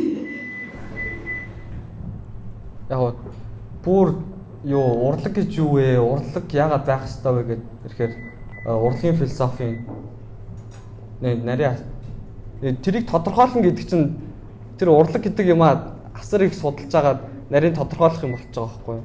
Яг одоо бол манай зочид хилцүүлгийн энэ сарын сэдвийнхаа дагуу философи ба кино урлаг гэдгээр сэтгэл зүрхээ кино урлагтай холбосон хүмүүс байна. Дараа нь бид нэр урлагийг задлаад нэг төрлөөр нь сар болгондоо хий гэж бодож байгаа. Философи ба уран зураг, философи ба дуу хөгжим гэж хийх баг. Философи ба кино урлаг, философи ба уран зураг гэж хий гэж ер нь хоёр хуваасан. Дараа бол уран зураг гэж хийх баг. Дараа жилээс дараа хавраас тэрэн дээр дахиад илүү нарийн яригдж болж байна. Урлагийг тайлбарлая гэх юм бол янз бүрийн философчдын дурын тайлбаруудыг гаргаад ирж болж байна. Бүр тодорхойлохдоо үүслийг нь оруулж ирээд яагаад байх ёстойг нь оруулж ирээд тайлбарсан ч болно. Гаргаж ирээд ийм байгаа болохоор урлаг гэж байд юм аа. Эсвэл зүгээр урлаг гэж байхгүй шүү дээ. Энд чинь зүгээр төсөөлөл гэд тайлбарчиж болно. Зүгээр яг хав дараа нь чөлөөт хилцүүлгийн цаг дээр бөөнөрөө тойрч сууж агаад энд бас философи мэргэжлэр төгссөн хүмүүс байна. Тэгээ хоорондоо суугаад ярилцж болж байна. Сая тэгшээгч ярьлаа шүү дээ нөгөө амтнаас ялгагдах шинж чанар хүн бас урлаг болж өгдөг гэдэг. Нөгөө Маслоугийн нөгөө нэг хэрэгцээний пирамид гэдэг шүү дээ тий. Тэрэн дээр хүн ингээд зүгээр хувцс хунаар орон байр хоолноос өсвөлээд хамгийн дээд чанар нь бол тий өөрийгөө илэрхийлэх тэгээд өөрийгөө бусдаар хүлээн зөвшөөрүүлэх чанар гэдэг. Тэнгүүд нөгөө хүн гэдэг зүйл яг амтнаас ялгарах болсон гол шинж нь бол зүгээр бид нар махаа шарж эздэг л байгаа байхгүй. Тэнгүүд бид нар бол зүгээр ингээд махаа идээд тэгээд зүгээр ингээд дулаахан газар амьдраад ингээд явах юм бол бид нар бол зүгээр яг тэр хэрэгцээний пирамидын эхний 3 дээр очиод зогсохоор яг тийм амтны төрөл. Тэнгүүд нөгөө нэг ийм ураг овгийн нөгөө нэг ийм зохион байгуулалтад амьдарч байхад тэр овгийн ахлагч нь өөрийгөө ахлагч гэдгийг мэдрүүлэх ямар нэгэн зүйл хэрэгтэй байдаг ч юм уу тий. Тэнгүүд тэр хүмүүс яг эрт дээр үед одоо ингээд одоо илүү том нөгөө нэг юм яс мас зүгдэг тий. Энэ болгон чи яг ингээд нэг тийм жижиг яг урлагийн мөн чанар юм болов гэж би хувьдаа боддгийг. Тэгэхээр бид нар бол нөгөө нэг өөрийгөө илэрхийлэх, өөрийгөө бусдаар хүлээн зөвшөөрүүлэх асар их хэрэгцээтэй амьтад учраас амьтдаас яг магадгүй амьтад ч гэсэн өөрийгөө хүлээн зөвшөөрүүлэхдээ альфа чанал ингээд бусдаар өөрийгөө хүлээн зөвшөөрөх ямар нэгэн хэрэгцээтэй байдаг. Гэхдээ бид нэр амьтдын бүрэн судалт усаг учраас би сайн мэдэхгүй юм л та. Магадгүй би тэрний талаар их уншаагүй болохоор мэдэхгүй гэж магадгүй. Тэгэхээр хүн гэдгийн тухайд нь яг аваад үзэх юм бол биднэрт хүлээн зөвшөөрөгдөх болон өөрийгөө илэрхийлэх хэрэгцээ хэрэгтэй. Тэгэхээр урлаг гэдэг бол яг өөрийгөө илэрхийлэх, хүлээн зөвшөөрөгдөх яг нэг тэр хэлбэр нэг юм болов гэж боддё. Одоо жишээ нь Пикассо нэг юм ихтэй найрч захта яг нөгөө ханан дээр нь тагтаа өдөр болгон зурж өгдөг гэсэн сарнаж хэлээтэй тагтаа зурж өгдөг гэсэн. Тэр бол бас л яг нэг өөрийнхөө хайр сэтгэлийг илэрхийлж байгаа нэг хэлбэр л болчихж байгаа гэж бодож байна. За одоо сүүлийн асуултаа авъя. Тэгээ нөгөө перспектив үзэгч байх хэрэгтэй гэсэн шүү дээ. Тэгээ таварын үед болохоор яг кино үзэхдээ ямар зөвлөгөө тавьж үздэг вэ, ямар шалгуураар үздэг вэ гэж зөндөрөө асууж байгаа. Хоёрдугаар яг нэг кино үзчихвэл ингээд 7 хоног тийм ямар кино биш ингээд удаас юм салдгүй тэр кино л ингээд дахин үзээлээ. Тийм кино нэр өгөх бол хийж. Тэгээ одоо нөгөө нэг багтаа бол ямар ч шалгуур биш зүгээр кино үзэх нь маш сайхан байдаг болохоор л үздэг байсан зургатаа асаагаад тий. Тэгээ одоо болохоор кино гэдэг энэ урлагт амар хайртай тэгээ шинжтэй тэгээд за хойд нөгөө миний хувьд урлаг гэдэг зүйл уран зохиол кино гэдэг зүйл болохоор ингээд юу гэдэг одоо миний мэдэрч байгаа одоо юу гэдэг амьдрал гэж зүйлийг зөвхөн өөрийнхөө юм амьдарч байгаа тэр ертөнц амьдарч байгаа юм одоо зөвхөн миний одоо амьдарч байгаа тэр жижиг орон зайнаас хамаагүй тэр чандаа хамаагүй өргөн баялаг ертөнцөөр өргөн баялаг хүрээнд таних боломж нь урлаг байхгүй юу тий. Тэр утгаараа л үздэг л дээ. Тэгээд яг угаасаа миний ингэж үүсгэж байгаа энэ амьдрал чинь бол тодорхой хэмжээний хязгаарлалт юм. Яг гэж одоо анх удаа амьдраад ингээ амьдралынхаа процесс нь өөрөө явж байгаа юм шүү дээ. Угаасаа хүн дээр хэлсэн мэт хүн угаасаа анх удаа амьдарч байгаа болохоор бүх зүйл чинь уурчлагдана. Яг тэгвэл хүн тэр аягүй гоё зүйл шүү дээ. Одоо нөгөө хүний амьдралыг ингээ жүжигийг ингээд яг цогц тийм зүйл гэж үзэх юм бол жүжиг бэлтэж байгаа тэр бэлтгэл нь хүний амьдрал болж таарч байгаа байхгүй. Яг тэгвэл бүгдээ анх удаа амьдарч байгаа болохоор тэнгуут харин тэгээд тэр юунаасаа илүү давуу одоо баялаг тийм зүйлээр амьдралыг мэдрэх гэж тэгээд урлаг гэж зүйл яг нэг бодит одоо амьдарч байгаа одоо энэ амьдралын маань илүү бүтэн болгож өгдөг гэх юм уу? Илүү баялаг болгож өгдөг гэх юм уу? Тэгээ өөрийгөө одоо мэдхгүй зүйлсээ бас урлагаар дамжуулж хардаг. Өөрийгөө хараагүйч зүйлээ одоо юу гэх юм бэ? Тийм болохоор л кино үздэг, тийм болохоор л ном уншдаг. Тэгээд нөгөө нэг 7 хоног боддог кино үзчих. Би нэг сайхан нөгөө чандаа байсан Солонгосын найруулагч байдаг байхгүй. Бас миний хайртай найруулагч л та. Тэрний нөгөө Peppermint Candy гэдэг гадаач хэрэг киноны би үзэж байгаа байхгүй. Тэгээд сайхан үзсэн. Сайхан ч гэж одоо хэдэн цагийн өмнө тэгсэн чинь тэр кино бол үнэхээр их бодсон даа. Тэгээд бодомжинд явж байхдаа гээд бодож уйллаа. Тэгэж шүлсэн биш. Тэр кино хэлээ. Кино үзэхэд мөнгө төлнө эсвэл цаг хугацаа зарцуулна шүү дээ. Би нэг кино одоо дунджаар нэг кино бол 2 цаг тий. Тэнгүүтээ би кино театрт үзэх юм бол за нэг оролцоо 8,000 төгрөг ч юм уу зарцуулна. Би мөнгөө зарцуулахын тулд дээрээс нь би хоногийн 12-аас нэгийг зүгээр ингээд яг компьютер урд суухын тулд надад мэдээж хэрэг шалтгаан эсвэл зорилго хэрэгтэй байх хэрэгтэй л гэж бодож юм л да. Тэгэхээр мэдээж хэрэг сайн кино үзмээр энэ тий. Би нэгэнд хугацаа зарцуулж юм, би нэгэнд мөнгөө зарцуулж юм.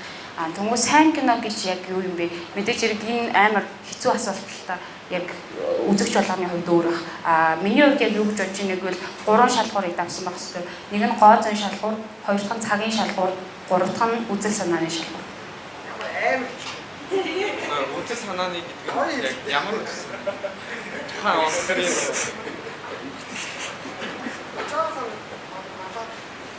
За.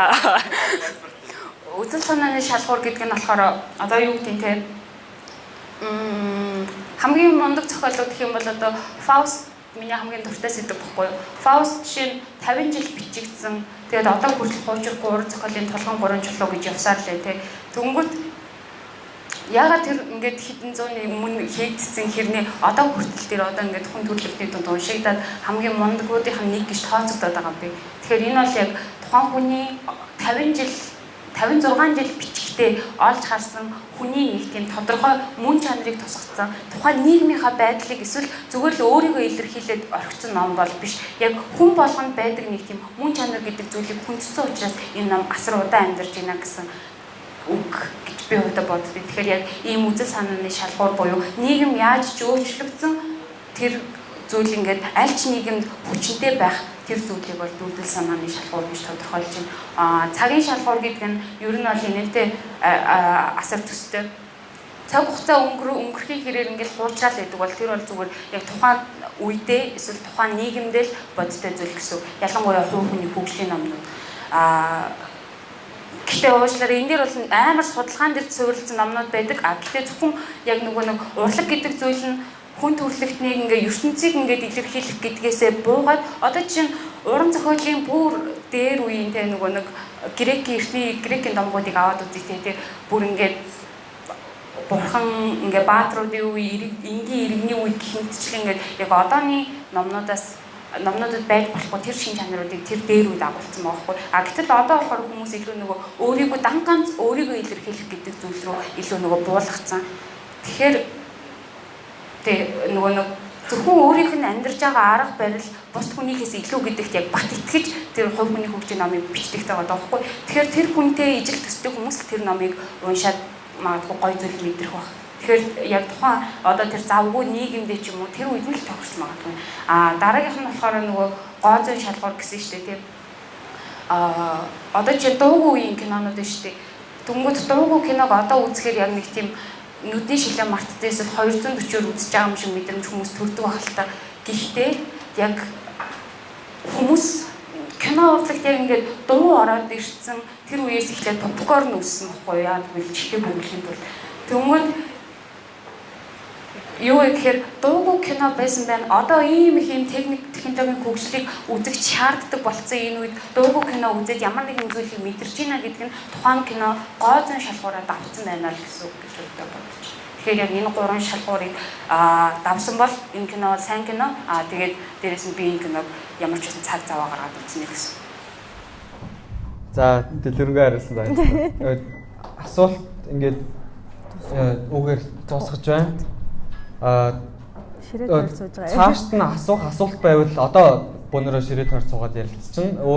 Бүр дэлгэрэнгүй урт асуулт байх юм бол пэйжтэй Book and Movie Alex Success Movie Corner. Тэгээд ивенттэй холбоотой санал хүсэл бусад асуудал байх юм бол Quantum Mongolia page руу бичиж болно. Quantum Mongolia podcast гэдэг пэйж байгаа. За тэгээд энэ удаагийн философи ба кино урлаг энэ сарын сэдвийн ивентэд урилгаар ирсэн хоёр зочиндоо маш их баярлалаа. Бүгдээрээ баярлалаа.